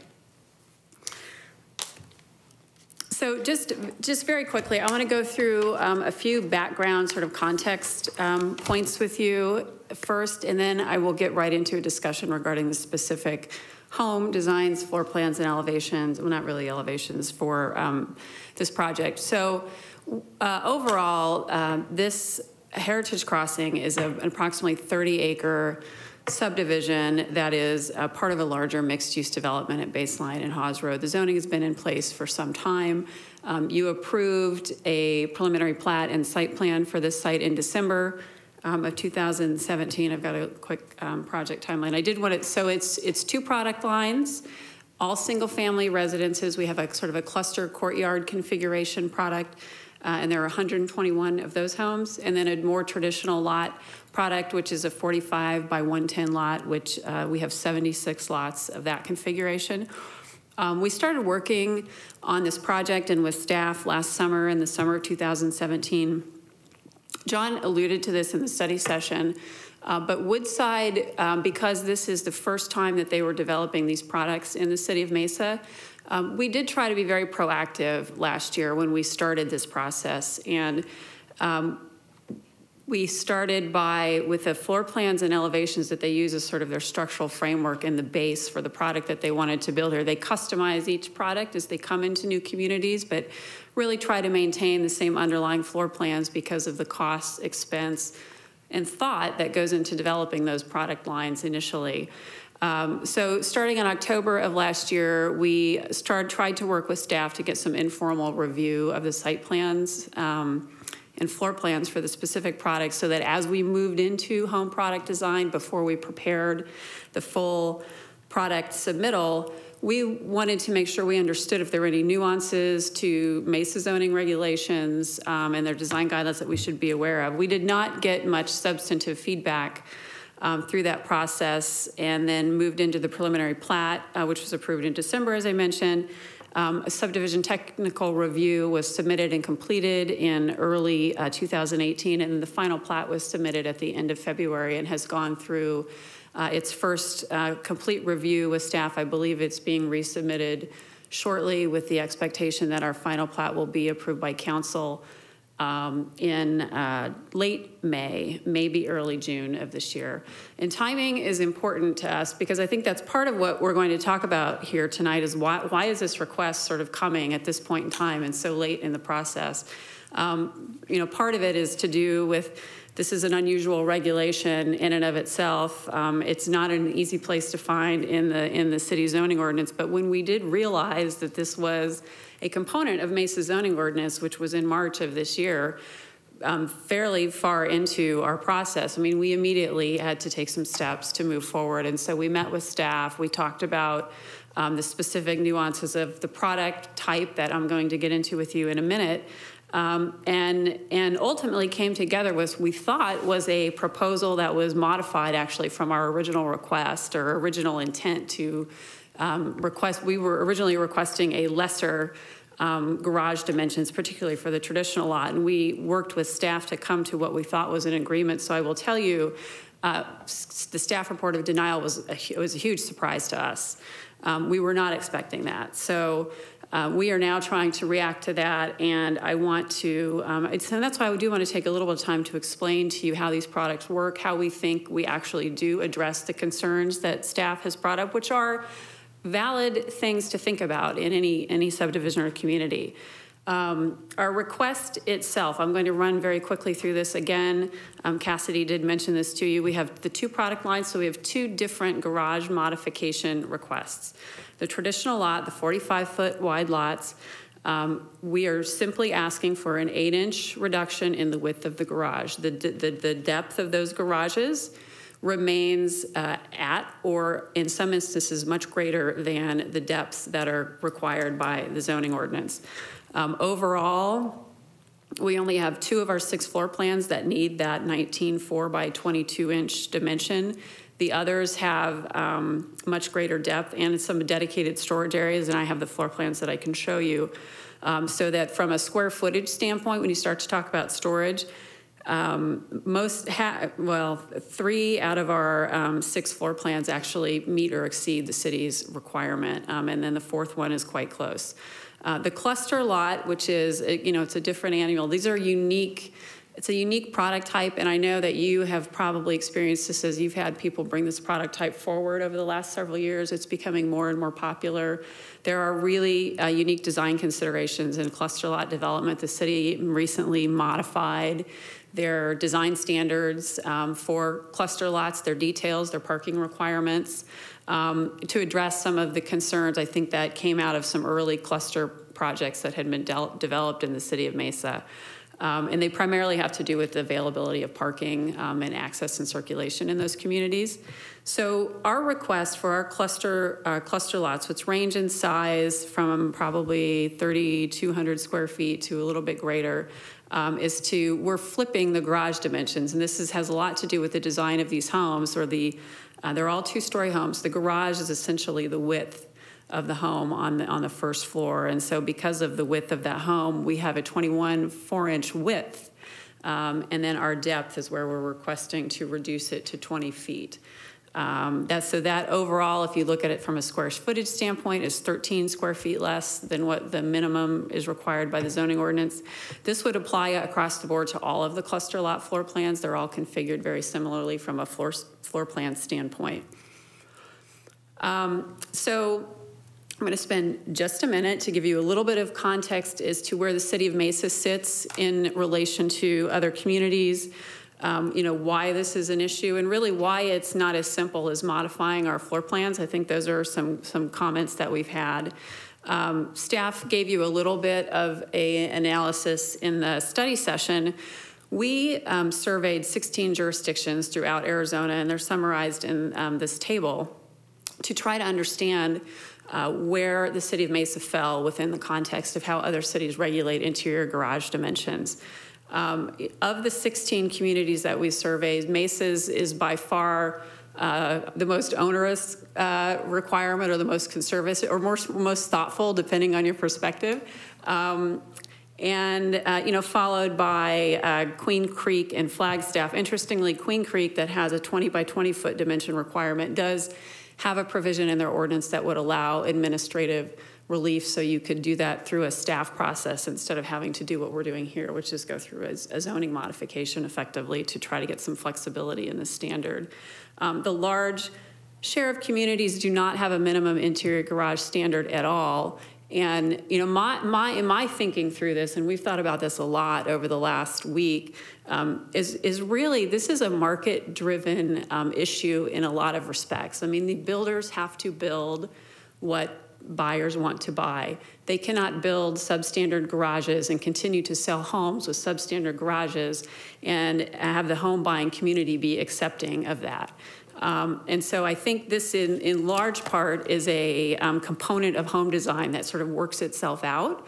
And it does have to meet, I mean, those garage spaces are in almost every jurisdiction part of your required parking account. So, they do have to have a sufficient size to reasonably park vehicles in them. And we'll talk about that a little bit more too.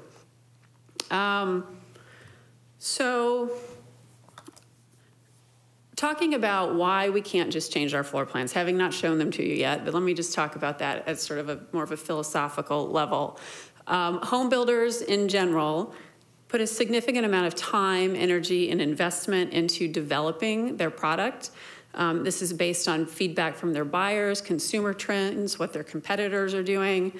And so this is a hundreds of thousands of dollar exercise to go develop a new product. And so when a home builder makes that investment, they typically like to be able to build that product and home in more than one community. I mean, it's very unusual that you're going to build an entirely new product line from the ground up in a community. That being said, when in Woodside is certainly doing this in Mesa, you will find that they will customize these floor plans to the extent that they can. You see a lot of design work done on homes to customize product for the new communities that they go into. The products that we're talking about here today are products that Woodside has built in other communities, and they feel successfully without sort of this tragedy of errors with parking and traffic and safety concerns over the garage. They have not experienced that as an issue in their other communities, which are also suburban locations. Susan, on the other projects that they built these floor plans on, I was just wondering, those are already sold product? They are sold. The cluster product in particular is a community. The newest one is a community in West Phoenix, a location in West Phoenix, and it is fully built out at this point. Fully built out, and people are living in that community. And are you guys aware of? I don't know if you guys still manage the HOA, but if there's any issues with the parking issues in those communities? Oh, okay. The HOA apparently has been turned over to the residents. But from we've had this conversation internally, from what I understand, they're not aware of any after the fact parking concerns in those communities. Can I just ask one more question about that? Where in West Phoenix is that? It is about, it's 75th Avenue and Indian School. And again, that's the cluster product that they're proposing here. Do you know the name of that? It's Villages at Westridge Park. Thank you. I'm sorry, it's 75th Avenue and Thomas. 75th Avenue and Thomas, Villages at Westridge Park. Okay, thank you. And just for the record, we did just have an HOA barbecue there at closeout, and we did not have any neighbors concerned about the park. How long has it been up and how long has it been sold out? Would you like to come up, or Susan, if you'd repeat what she Sorry. just said, one way or Sorry. the other? I can repeat what Yeah. she says for now, unless you want to come up here. What was your question? My question was, you said it was just finished the build out? Within the last year or so? Okay. Okay, Yes. thank you.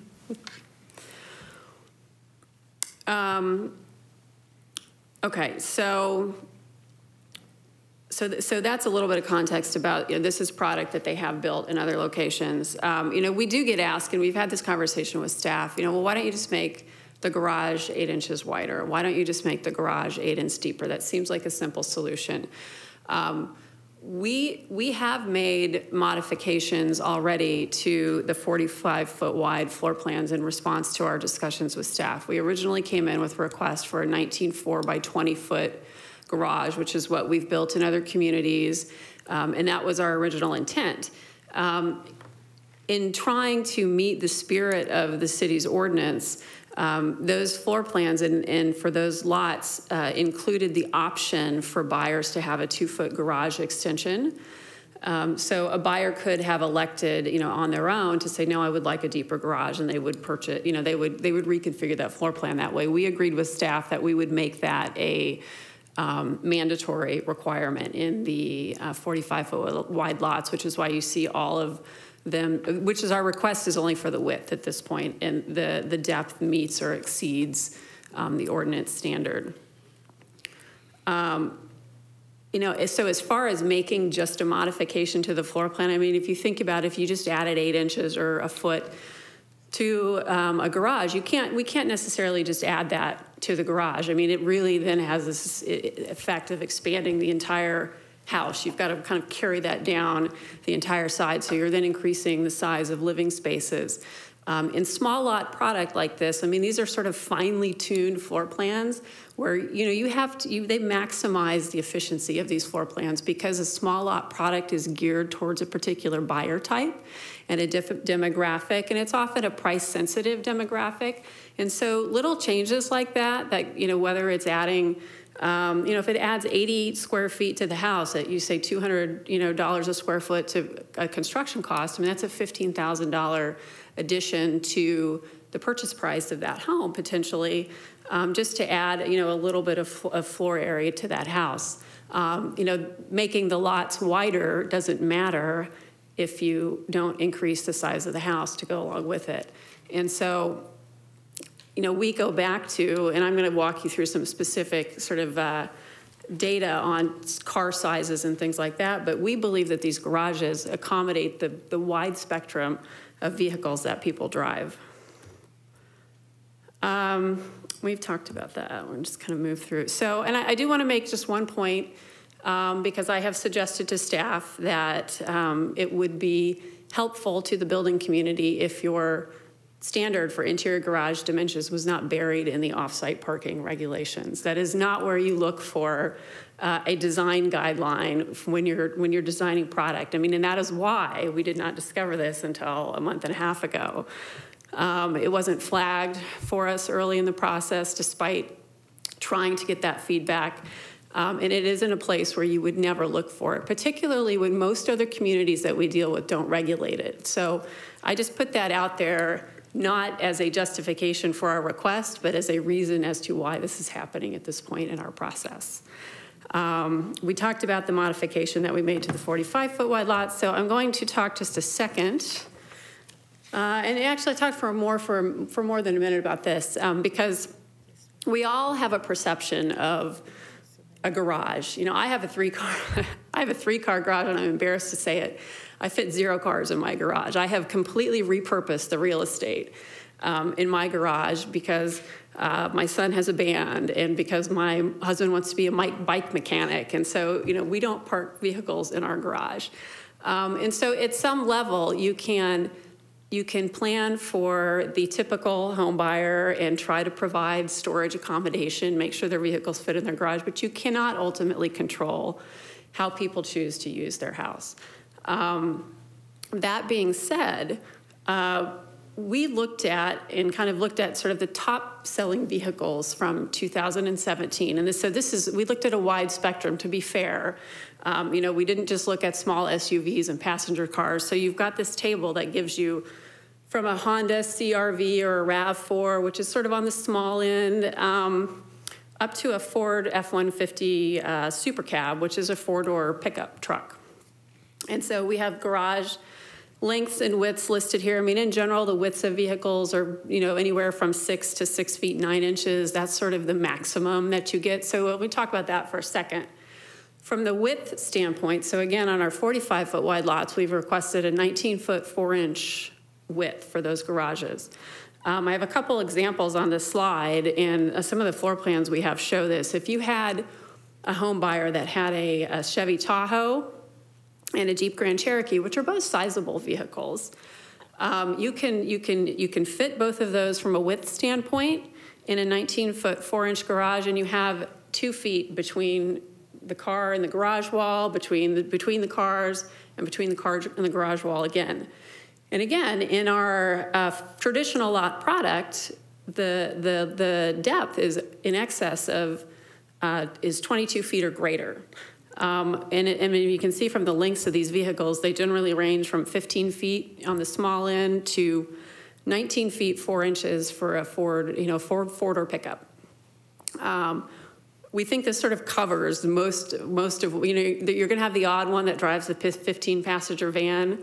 Oddly enough, a Chevy Suburban is actually shorter than the Ford F-150 4-door, so that would fit as well. But we think from a statistical standpoint, you can fit all of these vehicles in the garage sizes that we've provided, both from a width and a depth standpoint. So the issue really becomes, do you have storage facilities? I mean, is that what we're trying to regulate to? We look at the cluster lot specifically, and this is a close-up of, let me show you, these are a couple samples of the floor plans from the cluster lot. Again, this is a very tightly engineered product from the way it's designed and sited on these lots. You don't have a lot of opportunity to modify the garage size without materially impacting the floor plan, the layout, or the size of the home. In this instance, we have a 21-foot 4-inch width in all of our cluster garages, which, based on sort of the vehicle sizes I just showed you, really comfortably accommodates any of those vehicles from a width standpoint. And we had looked at, you can easily get probably a 12 to 18-inch shelf, or cabinets along one side of the garage and still maintain reasonable distances between those vehicles to get in and out. I mean, and this, again, is assuming we're kind of looking at the worst case scenario where you've got a buyer that has the largest of large vehicles, not driving 2 Ford Priuses. So in our cluster lots, these have a 10-foot side yard on each of the lots. So they don't have traditional backyards, so there's no opportunity for sort of a rear yard storage area, but they do have a 10-foot side yard that's the length of the house. That is where the trash receptacles go. Theoretically, that's where you could store a lawnmower, bikes, things like that. There is room in the garage to do some level of storage or shelving. And each of these cluster lot floor plans also, because they're all 2-story product, each of them includes a 45 square foot storage area under the stairs, under the staircase. So you have an internal dedicated storage area that's in the home, and that 45 square feet under the stairs is really equivalent to the 40 square feet that we've taken out of the garage from the depth standpoint.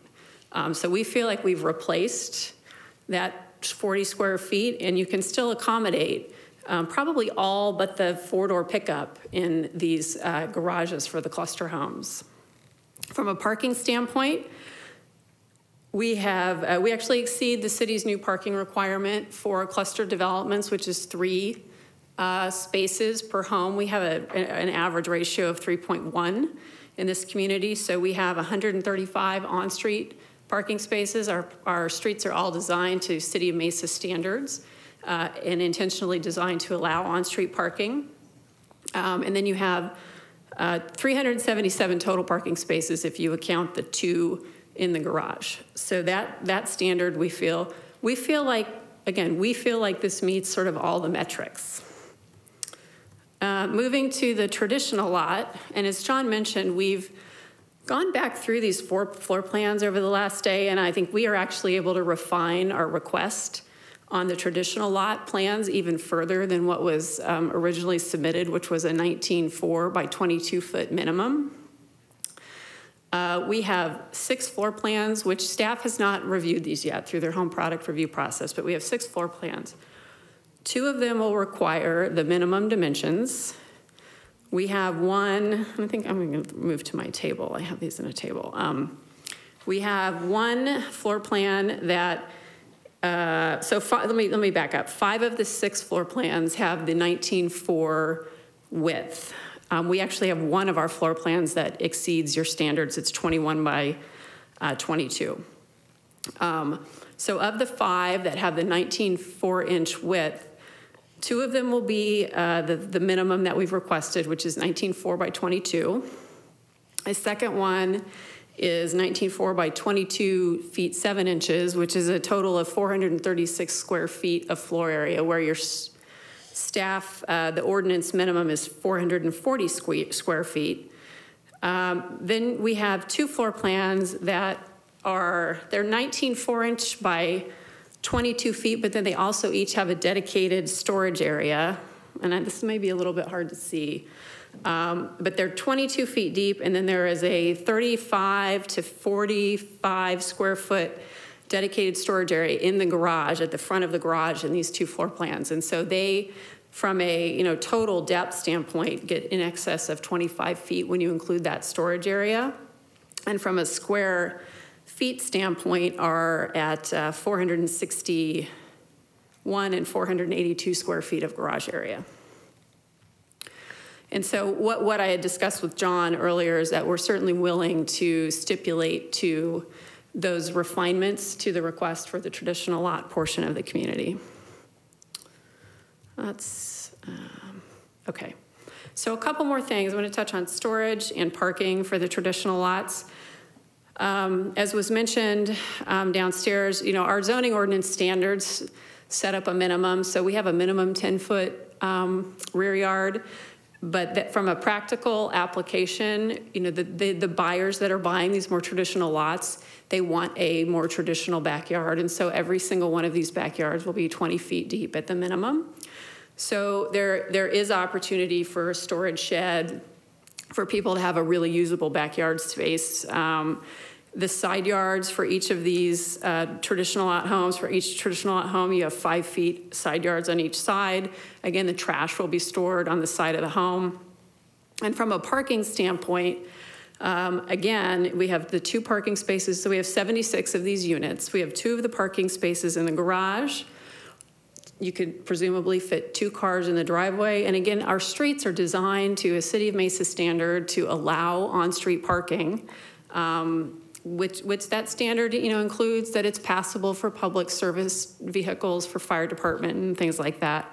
We end up with a total of 414 opportunities, parking spaces, places for people to park in the traditional lot portion of this community, where we have 76 homes. Can I interrupt you just for a second? You can, because I'm basically done. Oh, sorry. And I was just trying to flip through here and see really quickly. I don't remember the square footage of these homes, but the cluster homes.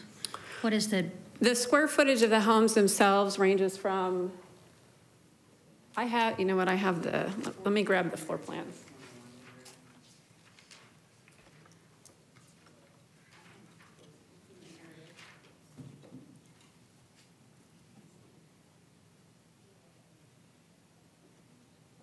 Yes, I was just trying to think of the price point, what we're looking at. Board Member Allen, I'd be happy to answer that for you. Based on the floor plans provided for the cluster lots, it's ranging from 1,400 square feet approximately to 2,000. Okay, so it's 3 to 4, 5 bedrooms maybe? They're typically 3 bedrooms. We only have the base floor plan, right. So we don't know what the upper level looks like. Thank you.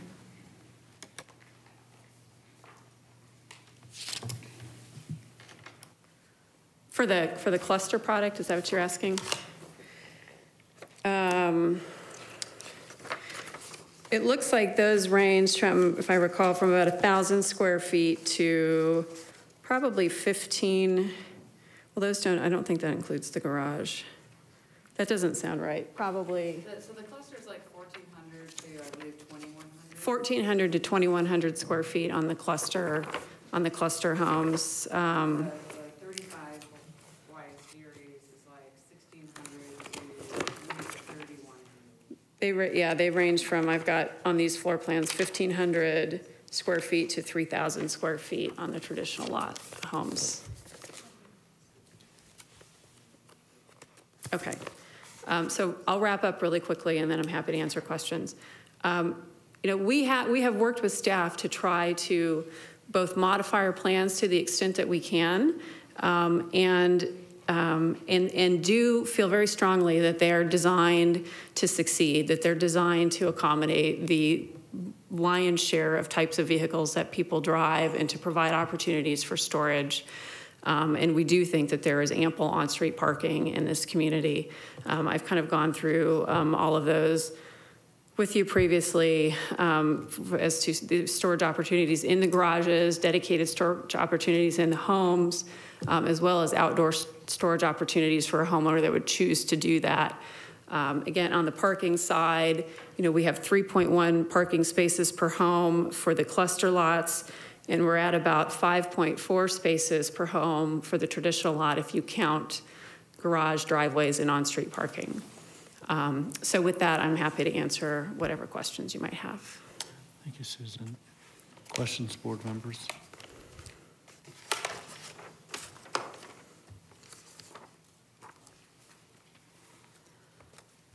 There's a lot of thinking going on. Wow. Right now. You're supposed to say it was a very thorough presentation. Can I ask staff about the location of the garage size information? Is that I know because I've done a lot of garages before in Mesa, and I was able to find it. But maybe I just had lucked upon it. Do you agree that it's kind of hard to find, or was that? We don't think so. We use the code all the time, though. It's in Chapter 32 parking standards, and so it seems pretty reasonable if that's where you would look for what the parking requirements would be. Okay. It's been suggested maybe it ought to go in Chapter 5 with the design standards for residential, and maybe there's something that could be added there or direction to look in the other spot. But again, we think it's fairly reasonable. I just wanted to clarify that. I'm going to do some more thinking. Still thinking. Okay. All right, Shelley? Oh, I guess I could kind of start. I think I kind of said my feelings a little bit at the study session. I guess I'm one of those unlucky people that even though this garage standard is the size that it is, I still can't fit my vehicle in there. That's what I get for buying a, longer, bigger truck. Let alone I can't fit both my cars. So I guess I'm like you. I'm only a partial garage user. One always has to stay out. Had I had, it worked fine in the time, but I could tell even in my neighborhood, it's an older neighborhood, 22 years old, maybe something like that. You can see it's kind of starting to be dilapidated a little bit with people parking their cars outside because vehicles are getting bigger, and maybe the trend is just changing. I know that some of these, it's single car user, they're smaller, they're more economical. They're the Prius, and unfortunately I'm not one of those kind of people, right? But so I still struggle with that. I still struggle with narrowing the garage even 8 inches. I get it that it costs more money to move everything. It's not like you can just add 8 inches here and everything else stays the same. It doesn't work that way. Once you add 8 inches, you're talking about moving it out. And I'm very aware of the cost associated with that. And it's not that I don't want to discourage these type of developments because I think it's great. I think it's great to try new things, but I just still have a little bit of a struggle with the garage. And that's just personally from where I'm at. I feel like it really, once people, quit parking in their garages and you end up on the streets, it makes a statement in the neighborhood when you walk in. It's not clean, pristine. And especially, I guess the reason I asked for the square footage for the units is a lot of times these typical starter homes, maybe, I don't know of a better way, price-conscious homes, maybe, buyers, these tend to turn out to be rentals because they kind of flip them. I've noticed that through the years just in my neighborhood. So I'm kind of aware of that. It just makes a big statement. I wish I had time to go by and look at the one that you just completed on, in West Phoenix. I would like to see kind of how that's working for them at different times of the day. But I still haven't changed my opinion, I guess is what I'm trying to say, is I still struggle with the size of the garage being as small as they are. All right, thank you. I have a real quick question before we move on. Sure. So what if you had read the code correctly and got it in the beginning? Would we still be here today on this topic? Would you have done something different? So I would say I think we would still be here today because, again, this isn't about the fact that we didn't discover the development standard until late in the process. This is product that Woodside has built, designed successfully, implemented in the community. And through their own analysis and user feedback, they feel that these are adequate garage sizes. And again, in the traditional lot homes in particular, we have a wide variety of garage layouts and sizes for homeowners to choose from. So if you do have a homeowner that drives a larger vehicle, we have a choice for them within the product spectrum that we're offering. The product size that we have brought to this community, which is it's a 45-foot wide lot, and so it's a 35-foot wide product, is an absolute industry standard for production home builders. I mean, that is a product type that all of the production home builders build, and so we all have this issue with what you can fit into a 35-foot wide home, and they have to be able to make it work because, again, over time, I mean, if they're delivering a product that the buyers can't utilize, that it's not working for them, I mean, they're not going to continue to deliver that product. In this instance, I think, our impression is that Mesa's standard is intended to accommodate additional storage at the front of the garage because you can fit most of the spectrum of vehicles in a 20-foot deep garage, which is your next closest competitor's minimum standard. We have tried hard to address the storage component of this in other ways throughout the community, both on our cluster lots and the 35-foot wide product. 35-foot wide product, again, you have options. There are different garage layouts that have widely varying storage capabilities. In the cluster homes themselves, I mean, recognizing that that is a more efficient lifestyle, but people still have stuff. We all have lots of stuff. Your grandmother's china, your 12 boxes of Christmas ornaments, whatever you need to store. They've maximized every square feet of these homes in the sense that we've now taken all of this space under the stairs and created a 45 square foot storage area for things like that. And not that this is in a true justification of what we're doing, but you look at, I think all of us would sit back and think, wow, I wish I would have invested in the self-storage business, 15 or 20 years ago, because it seems like everybody I know has a self-storage unit. And that is sort of the overflow option for a lot of people when they have more things that they can accommodate in their home.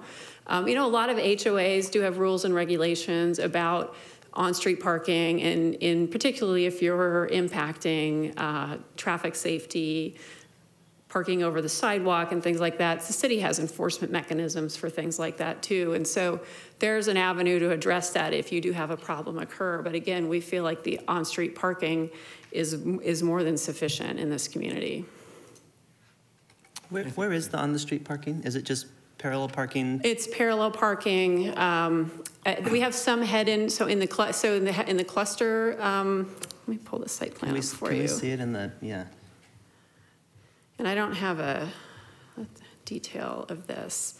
So on the cluster, which is on the right side of your screen, so a public street standard is the ring road, basically. That's designed to be a street that accommodates parking on both sides. So there are on-street parking spaces along that entire ring road. And then there's a few head-in sort of dedicated parking stalls in a couple, I think in the northeast corner of the site in particular.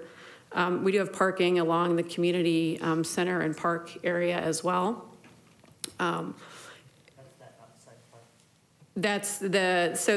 right at the left side of the cluster where you see the pool, that's the community amenity for that development, because these folks don't have traditional rear yards. We do have a park amenity and a community pool that will be exclusively for their use. But there's parking along that portion of the street as well.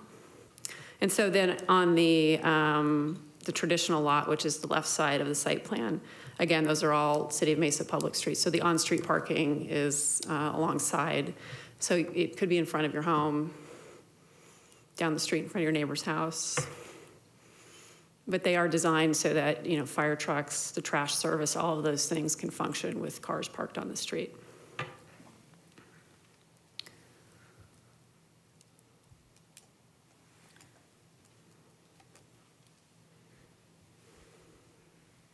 I get the feeling that the day's getting long.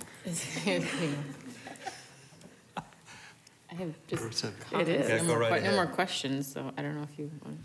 Do you have any I do have a questions? question, and before you start comments, have we approved anything with this width? Because it seems to me we're not, my sense is, and I don't mean to speak for everybody, it really isn't the storage thing. It may not be so much the depth, it's the width and how in the heck do you get car doors open? I mean, that's the immediate thing I think of. And the depth, and if you do have a bigger car, you know, can you actually get between the door to get around? I can't park 2 cars in there, so I could park 1 in mine.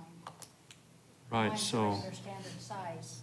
So when I'm seeing these spreadsheets dealing with square footage, to me, that doesn't speak to me as so much as just access to my car to be able to get in. So, Chair, if I may, to answer your question. Could you please? We've had the 20-foot width standard in our ordinance for a long time. I don't know how far back we'd have to go. Okay. In 2011, when we adopted the new code, that's where we went from a 20-foot to a 22-foot depth. So we Correct. changed that, but the 20-foot width has been in our code for many years.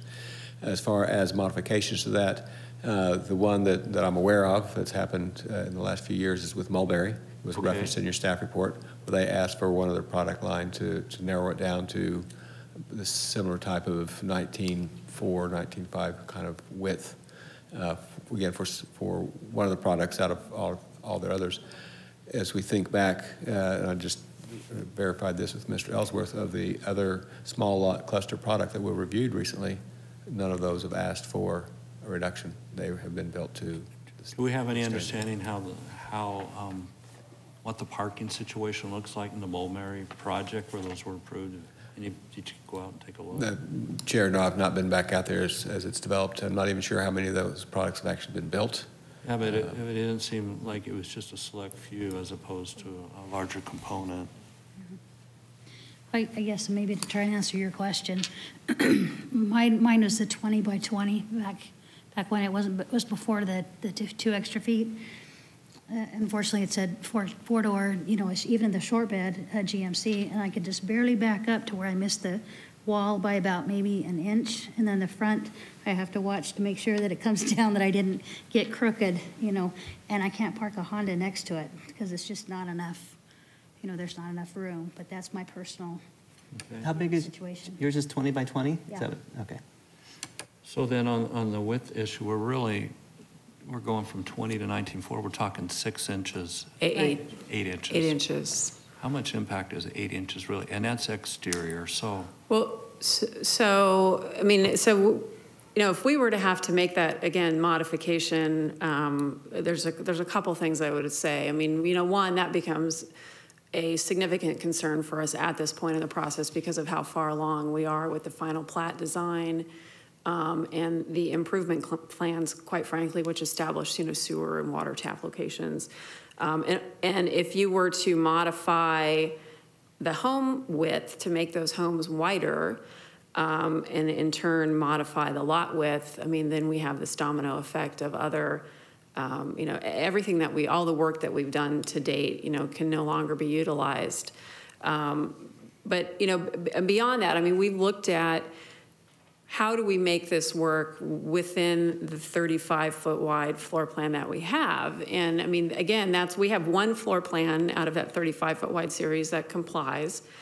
You know, and I would go back to, I mean, we all have our own personal experiences, but, you know, statistics show that by and large, vehicles are getting smaller rather than larger. There are always the few. And so, you know, if you look at typical passenger cars, typical SUVs, you have plenty of width to be able to park both of those cars in the garage and have space between them. I mean, it's really for someone that has a larger vehicle where you start to encounter these issues. But the impact to our floor plans, I mean, setting aside, well, we just make the whole house bigger, which it invokes the cost issue and things like that. In the way these floor plans are laid out and organized, and I mean, and this is a product that, you know, Woodside has built, it impacts the front living area, the front bedroom, or den that's at the front of those homes, which, I'm gonna pull up one of those floor plans up. You can see a little bit. So you've got, and again, we're trying to get away from garage dominance in our design, so we have this constant push and pull because now we want to make the garages bigger. We have front entrance area that is, you know, probably adequately, but can't be made much smaller than it is today, you know, and not be an inviting, useful entry into these homes. And then, but really the key piece of this is that that front living space, as they're designed right now, are at a 10-foot, those are 10-foot interior dimensions. And the home buying community really doesn't tolerate much less than a 10-foot interior dimension for any sort of bedroom or living space like that. And so if we were to put it, so it's a little bit of a balancing test. In my view, if you're going to take it out of the garage, or you're going to take it and put it in the garage, is it worth that to take it out of the living space? You know, for us, the answer is no, because we know that is directly going to impact our buyers' choices about our homes. They place more value on their living space than they do their garage. You know, I drive a larger vehicle. I experience the same things. I also get accustomed to, I think you get accustomed to, when you have a larger vehicle, sort of dealing with what comes along with that. You're not going to fling your car door open like you would if you were driving a smaller vehicle. But again, I think with smaller lot product, we need to be flexible in our approach and recognize that there are a wide spectrum of buyers. There is a huge spectrum of vehicles that can be accommodated in these garages with ease. I mean, it's really, when you get into the, what I like to call, you know, Walmart on the day after Thanksgiving scenario, when all of a sudden you have every parking space consumed, or all of a sudden you have somebody trying to park 2 Ford pickups in a garage that really shouldn't accommodate that. The instances of that happening, I think, are probably nominal, and we really tried to be thoughtful about the other aspects of this, and really have looked at the data and vehicle sizes to try to demonstrate to you that we think these garage sizes will work, and they have worked. I mean, they will work in Mesa because they work other places. Can I ask a staff question? Did we when they came through the first time, did we contact the schools to see what the impact of having, what, 171 new houses come in? Was there any conversation with the principal of the schools in the area? Chair, Board Member Boyle, I'd have to go back in the record to see if we specifically did on this one. That was many years ago when we did the general plan. So this was quite a while ago. When this came through the first time, that was... Yes, it was zoned probably 10 years ago the first time. So have the schools been alerted that this many units might be coming into this area? So when we went through the entitlement process, yes, I mean, that's part of the public outreach, you know, the notification process that happens. I don't know of any recent conversations with the school district as far as letting them know that we're actually getting ready to develop, but they certainly should have factored these units into their student projections because the zoning has been in place for a number of years. Do schools factor that in to their student projections? Chair, Board Member Boyle, I'm not sure how that applies to this particular discussion, but I get contacted periodically by people doing projections for the area schools and asking about what is coming down the pike. In terms of what we think we see in terms of development, they do start factoring that in. Okay. I'm just because there's so many, it seems to me maybe a lot more than we're originally planning for this area. That might be something that the schools need to know about. Susan, I have another question. Just, we could always just mandate in the public report that you put a warning in your car, your vehicle may not fit in the garage, be aware. But I'm just kidding. But a real question to me, yeah, I know. We'll put a disclosure statement in there. Oh, totally. Okay. But so what, very succinctly, what happens if we say no? I mean, do you have to start over? Do you scrap the whole thing? Do you, I mean, I'd like to hear what consequences are, because you're saying there really isn't much room for adaptation with the product you have. So if this modification isn't approved, Well, what next? if this modification, well, we will, I think, push it forward to council and Correct. at that point, see if we get a different answer. I mean, if we don't, it will result in a significant pause, I think, in Woodside's overall assessment of the project, because they will have to do a complete reevaluation of what they're building here. You know, and again, we started this process a long time ago with the expectation that, and understand, with this product type in mind, and so I can't tell you that they would not. They would probably try to find a solution, but I don't know that that solution is readily evident, because I think we have tried to put everything on the table that we can to date to address the concerns with staff. I mean, we really feel that there should be some flexibility in the ordinance standards for small lot product because of the unique nature of these types of home plans and the design considerations. I mean, you have a whole separate section in your zoning ordinance that has, you know, unique development standards for small lot product, yet the garage is the garage. I mean, it's a one-size-fits-all approach. And so we have opportunities for different buyers to buy different products in this community that have different garage sizes. So we feel like that's a buyer choice. That should be a buyer choice. And that we don't feel that these garages are substandard. I mean, I think that's sort of where we differ with staff, is that because we have built these in other communities, because this is not something that we envisioned would ever be an issue, because it's standard for Woodside for sure in this product type. Okay, so then, but then in response then, if it were a no and council said the same thing,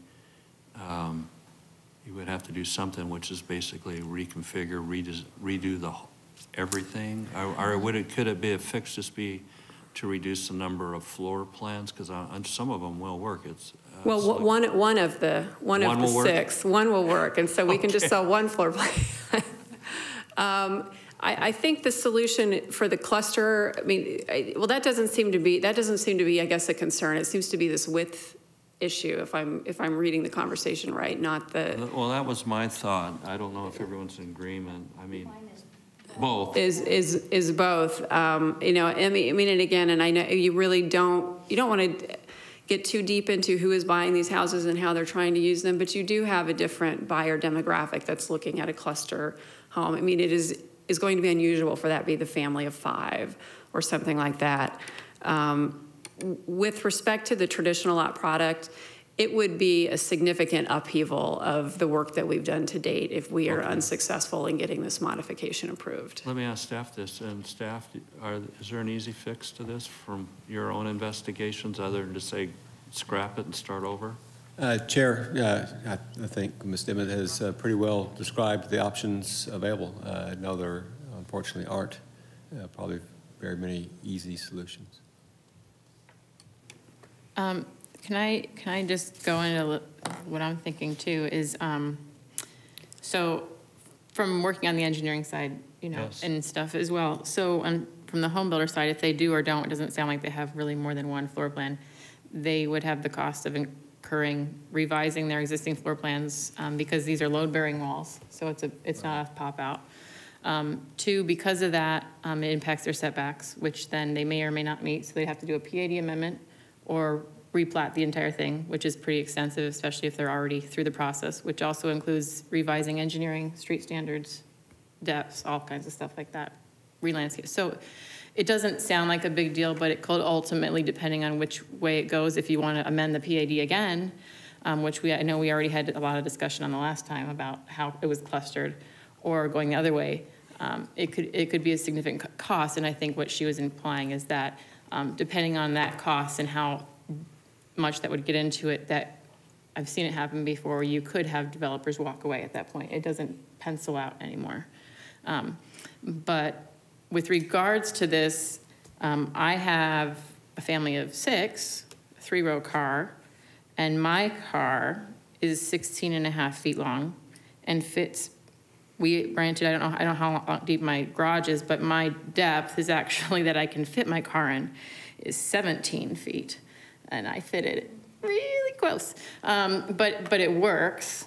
And I get my 3-row car in there, and that's fine. I'm not saying we go down to 17 feet, but I think there's plenty enough room in there. And then also when you see the depths in here, they're accounting for, you know, water heater, things like that. So they have those detailed in there, but they also have, you know, a lot of home builders are now doing waterless. And so all those dimensions that were usually previously put in place in codes before are shortening.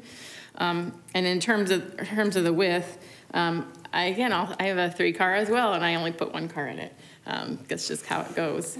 But because I've got stuff, everybody's got stuff. But we used to have a 2-car garage at our old house, and we put 2 cars in. And my husband, I think our garage then was even smaller, and he had a giant Chrysler SUV, and then I had my car, and it was a little. I think our garages were actually narrower than this, because in Gilbert apparently they had no minimums, but.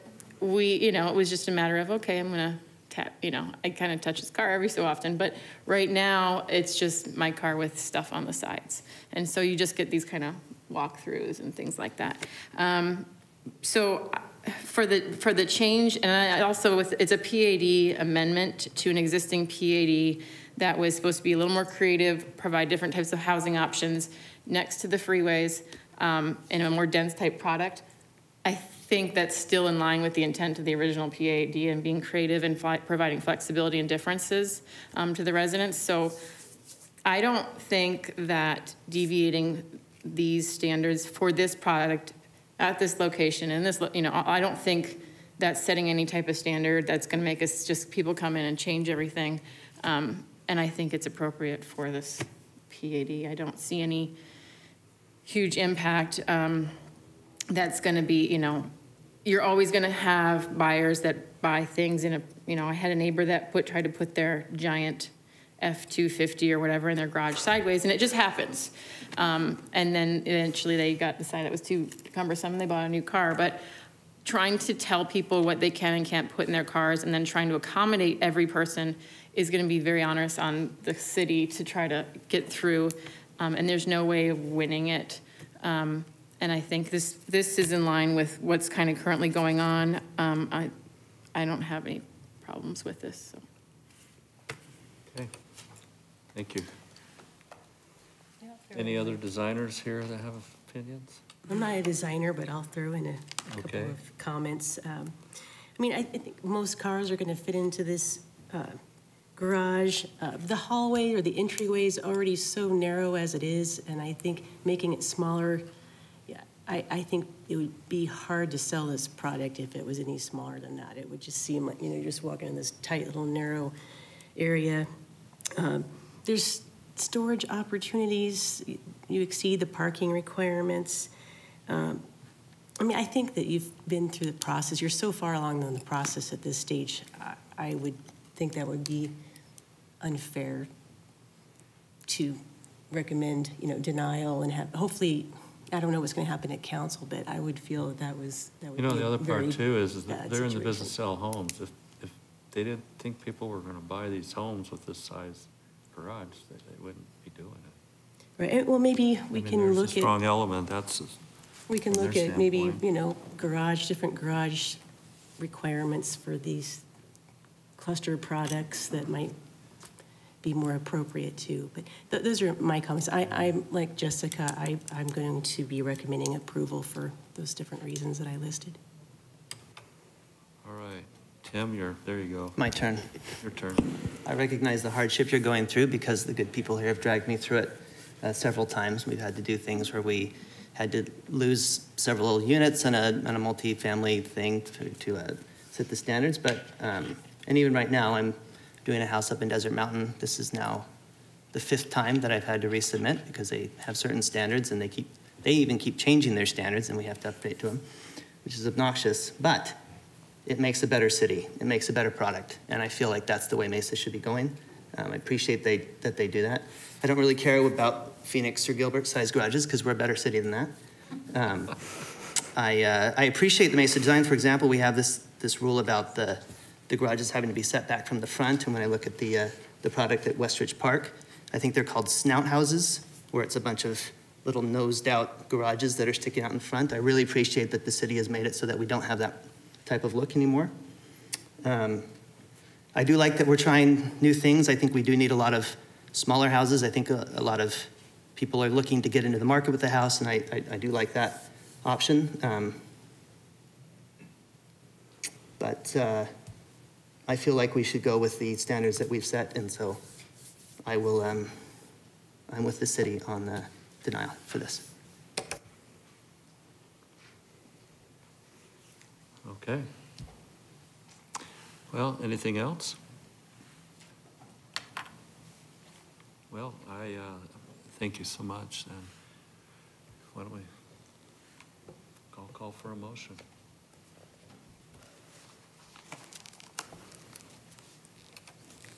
Who's going? What's that? Who's going? I'll make it. I'll go. Well, you better, depends. Chair, Yes. Board Vice Chair Dalkey, if I sense from your comments a moment ago, you would be making a recommendation for approval. Correct. And so if that's the way you're going to go, may I help you with some steps to go with that recommendation? So step one, compliance with conditions of approval of associated case number Z14-021, and these will be recorded, so I don't you have to, you can probably just say what he just said for the record. But, and ZON 17-00326, except as amended by this case. Condition number 2, all traditional lot homes, that's the 45 by 110s, allowed a garage width not less than 19 feet 4 inches. The depth of the garage shall meet the city standard. And condition number 3, all courtyard alley lot homes allowed a garage depth not less than 20 feet. When I make my motion. With the width being meeting or exceeding city standard. When I make the motion, can I refer to what you just read as the stipulations? Yes, rather than having to try to recreate those, So I yes. don't miss anything. Okay. All right, I'll take a stab at this here. Okay, I'd like to recommend approval of case ZON 18-00169 with the recommended stipulations presented by Mr. Wesley. Okay. I have a motion. Is there a second? I'll make a second. Okay, we have a second. Any discussion? Not, please vote. Okay, I guess motion passes. We have 3 in favor, 2 against, and 2 absent. Anything else we need to do? On this one, no. Obviously not. Okay, here we go. Mr. Chairman, can we take just a short break before we discuss the zoning ordinance or the sign ordinance? That would be great. Would that You mean be like all a right? potty break or something like that? I was trying to say it more eloquently, yes. Discreetly, I should say. 5 minutes? Will that work? Or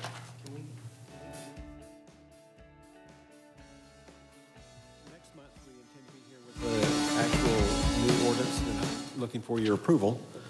So this evening was to let you know some of the reactions that we are making, some modifications based on the input we've received to date, and to get your head nods or shakes to see if you agree we're going in the right direction on those. I can talk really fast. Angelica, about how long is the presentation? I have 15 slides. 15 slides. Time-wise, what do you think with no questions? I can. An hour? I can probably do it in 10 minutes, less than 10 minutes. What do you think, guys? I'm seeing a lot of glassy eyes up here. yeah, the break for The sure, break? regardless. Okay, let's take a 5-minute recess and we'll be back. Thank you. Okay, thanks. Thank you, Chair, members of the board. I can sometimes go really fast. So I'm here to talk about the sign code again. I have been here before, and we are getting ready to release the final draft. And just to remind everybody, we had started the project to amend the sign code due to the 2015 Supreme Court decision in order to modify our regulations so that they are not based on content or message. In addition to that, we are updating portable sign allowances and updating permanent sign allowances. So we have been started a process for public review. We actually released the draft at the end of December and have had a comment period that went through the end of March. We have made presentations at public meetings, at neighborhood meetings, at the Chamber of Commerce, and at the Development Advisory Forum. We have received many comments and questions by residents, by neighborhood groups, the Chamber of Commerce, sign companies, the Arizona Sign Association, the International Sign Association, the Institute for Justice, by various city advisory board members and by city council members. And we were very excited to get feedback and get comments because it really did generate a lot of good discussion and good thought with some of the allowances that we're moving forward with. One of those concerns that was voiced to us had to do with banners. We released the draft with an allowance for 45 days on display of those banners. And some of the criticism and comment that we received was a comparison back to the existing code where it only allows banners for 30 days. So what we're proposing to do with the final draft is modify that and bring it back down to an allowance of 30 days. Is that still 30 days that they choose, the 30 days out of the year? It's not 30 consecutive days? It's correct. It is not 30 consecutive days, and it is 30 days throughout the year. Because that's still hard to regulate, right? Like, Chair, Board Member Boyle, some of the ideas that we have discussed is with the permit issuance that we could have the applicant state how many days or which days they propose on displaying. And in addition to that, because we do have an electronic permitting system, the applicant would have the option of uploading an updated form as they need additional days. Okay. One of the other concerns that we heard had to do with window signs. Our current code does not regulate window signage other than in the downtown area. And we had released the draft showing a proposal to allow 100% coverage of window signs, but with 50% of that area being counted towards the allowable sign area. After receiving many comments, we went back and did a study and survey of what the surrounding cities allow, and they actually allow a maximum of 25% of windows to be covered in signage. So we are moving forward with a recommendation to allow 25% window coverage, and that 25% would not be counted against the allowable sign area. And this is exterior covering? We have a definition within the code that would address window signage, and so it is anything that's either attached to the window or even placed behind the window or placed within 36 inches of the window.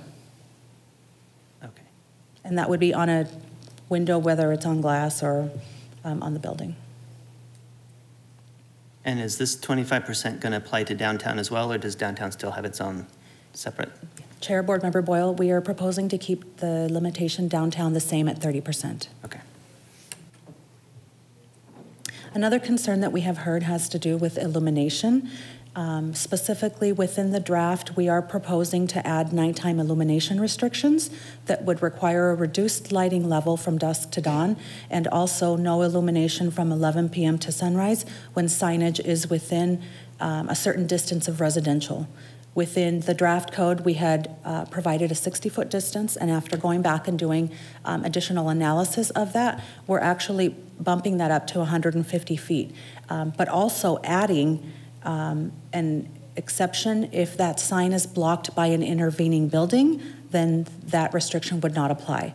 In addition to that, we've added in an exception for locations within the downtown pedestrian area. Another concern that we have heard has to do with the allowance for murals in all zoning districts. We heard comments and concerns about the allowance of murals in residential districts. We also heard concerns and comments about the allowance of murals in commercial districts. And we also heard concerns and comments about the elimination of the required review by the Design Review Board on murals. And so we're really hearing a little bit of everything, but part of the challenge that we're trying to address is the 2015 Supreme Court decision that does not allow us to base sign regulations on the content of message. We understand murals are art, and we want to encourage art throughout our community, and so we're not trying to regulate the mural itself through the sign code. What we're trying to regulate is signage.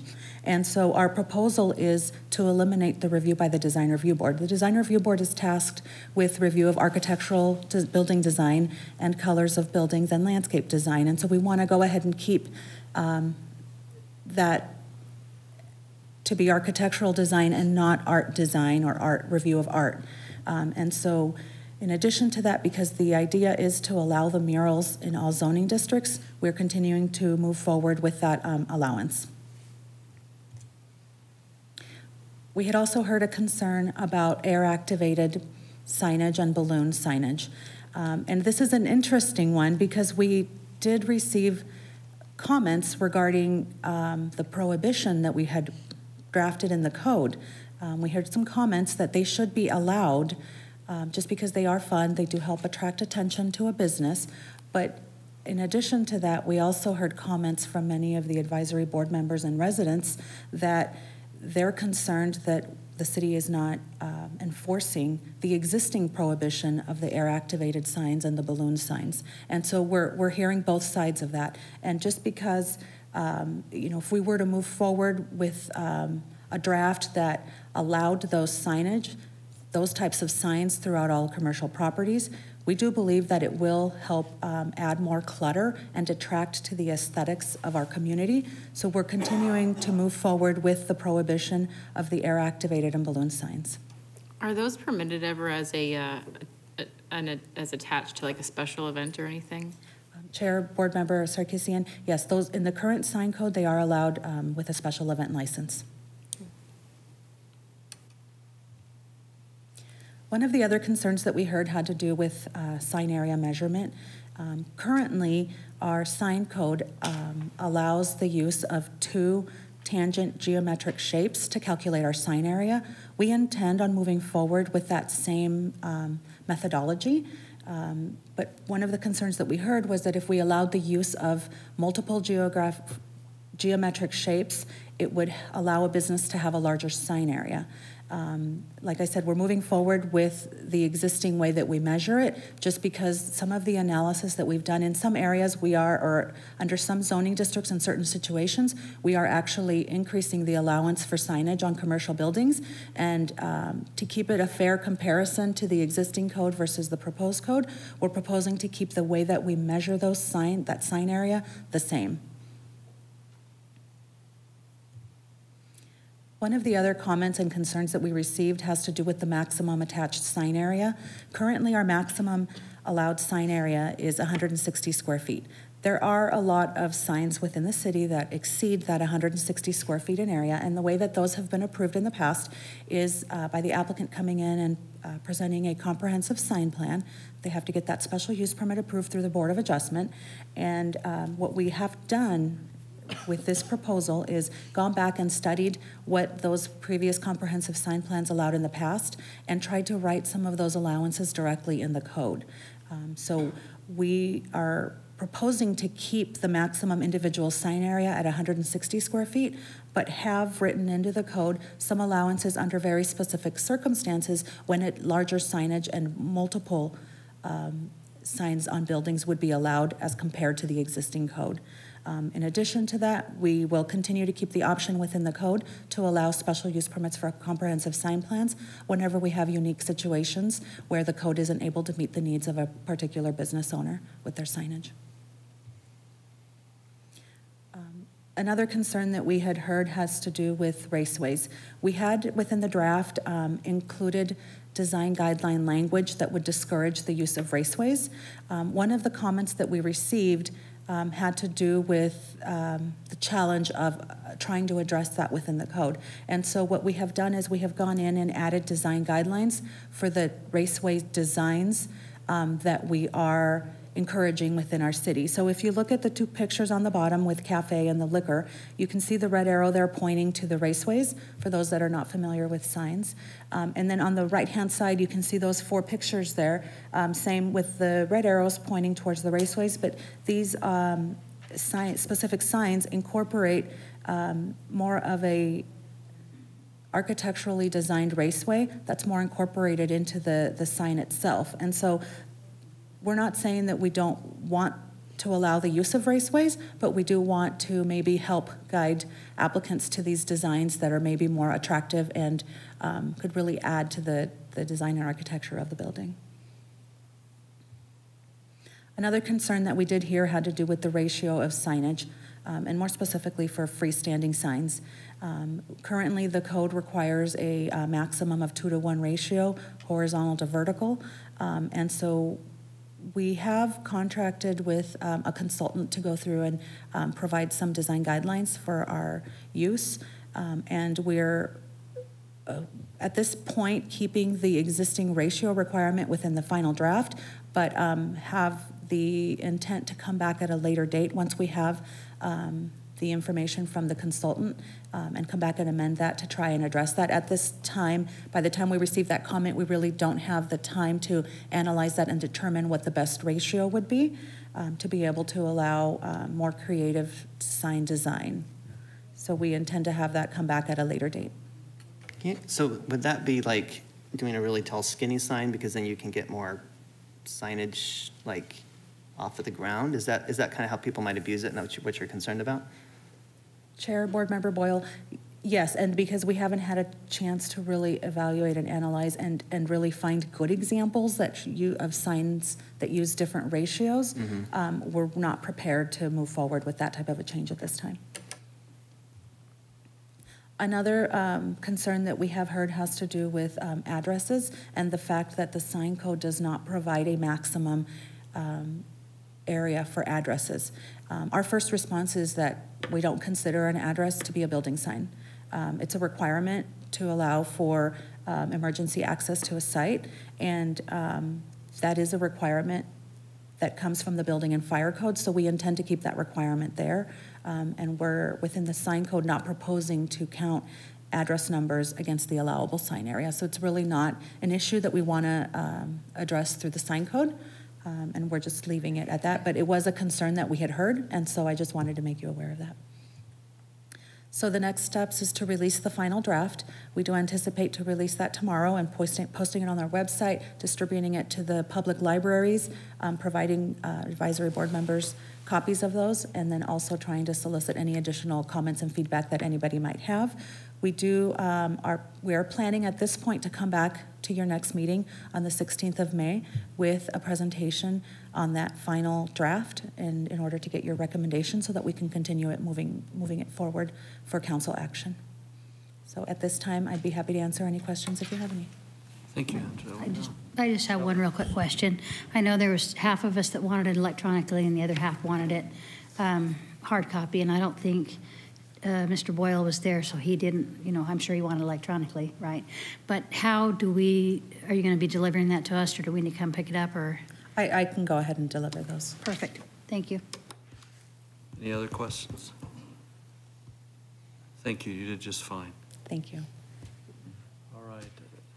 John, anything else? Staff? All right. Want to make a motion that yeah, why don't you? We adjourn? Okay. Is there a second? All right. Now we're all in favor? Aye. Aye. We'll see you next month. Thank you.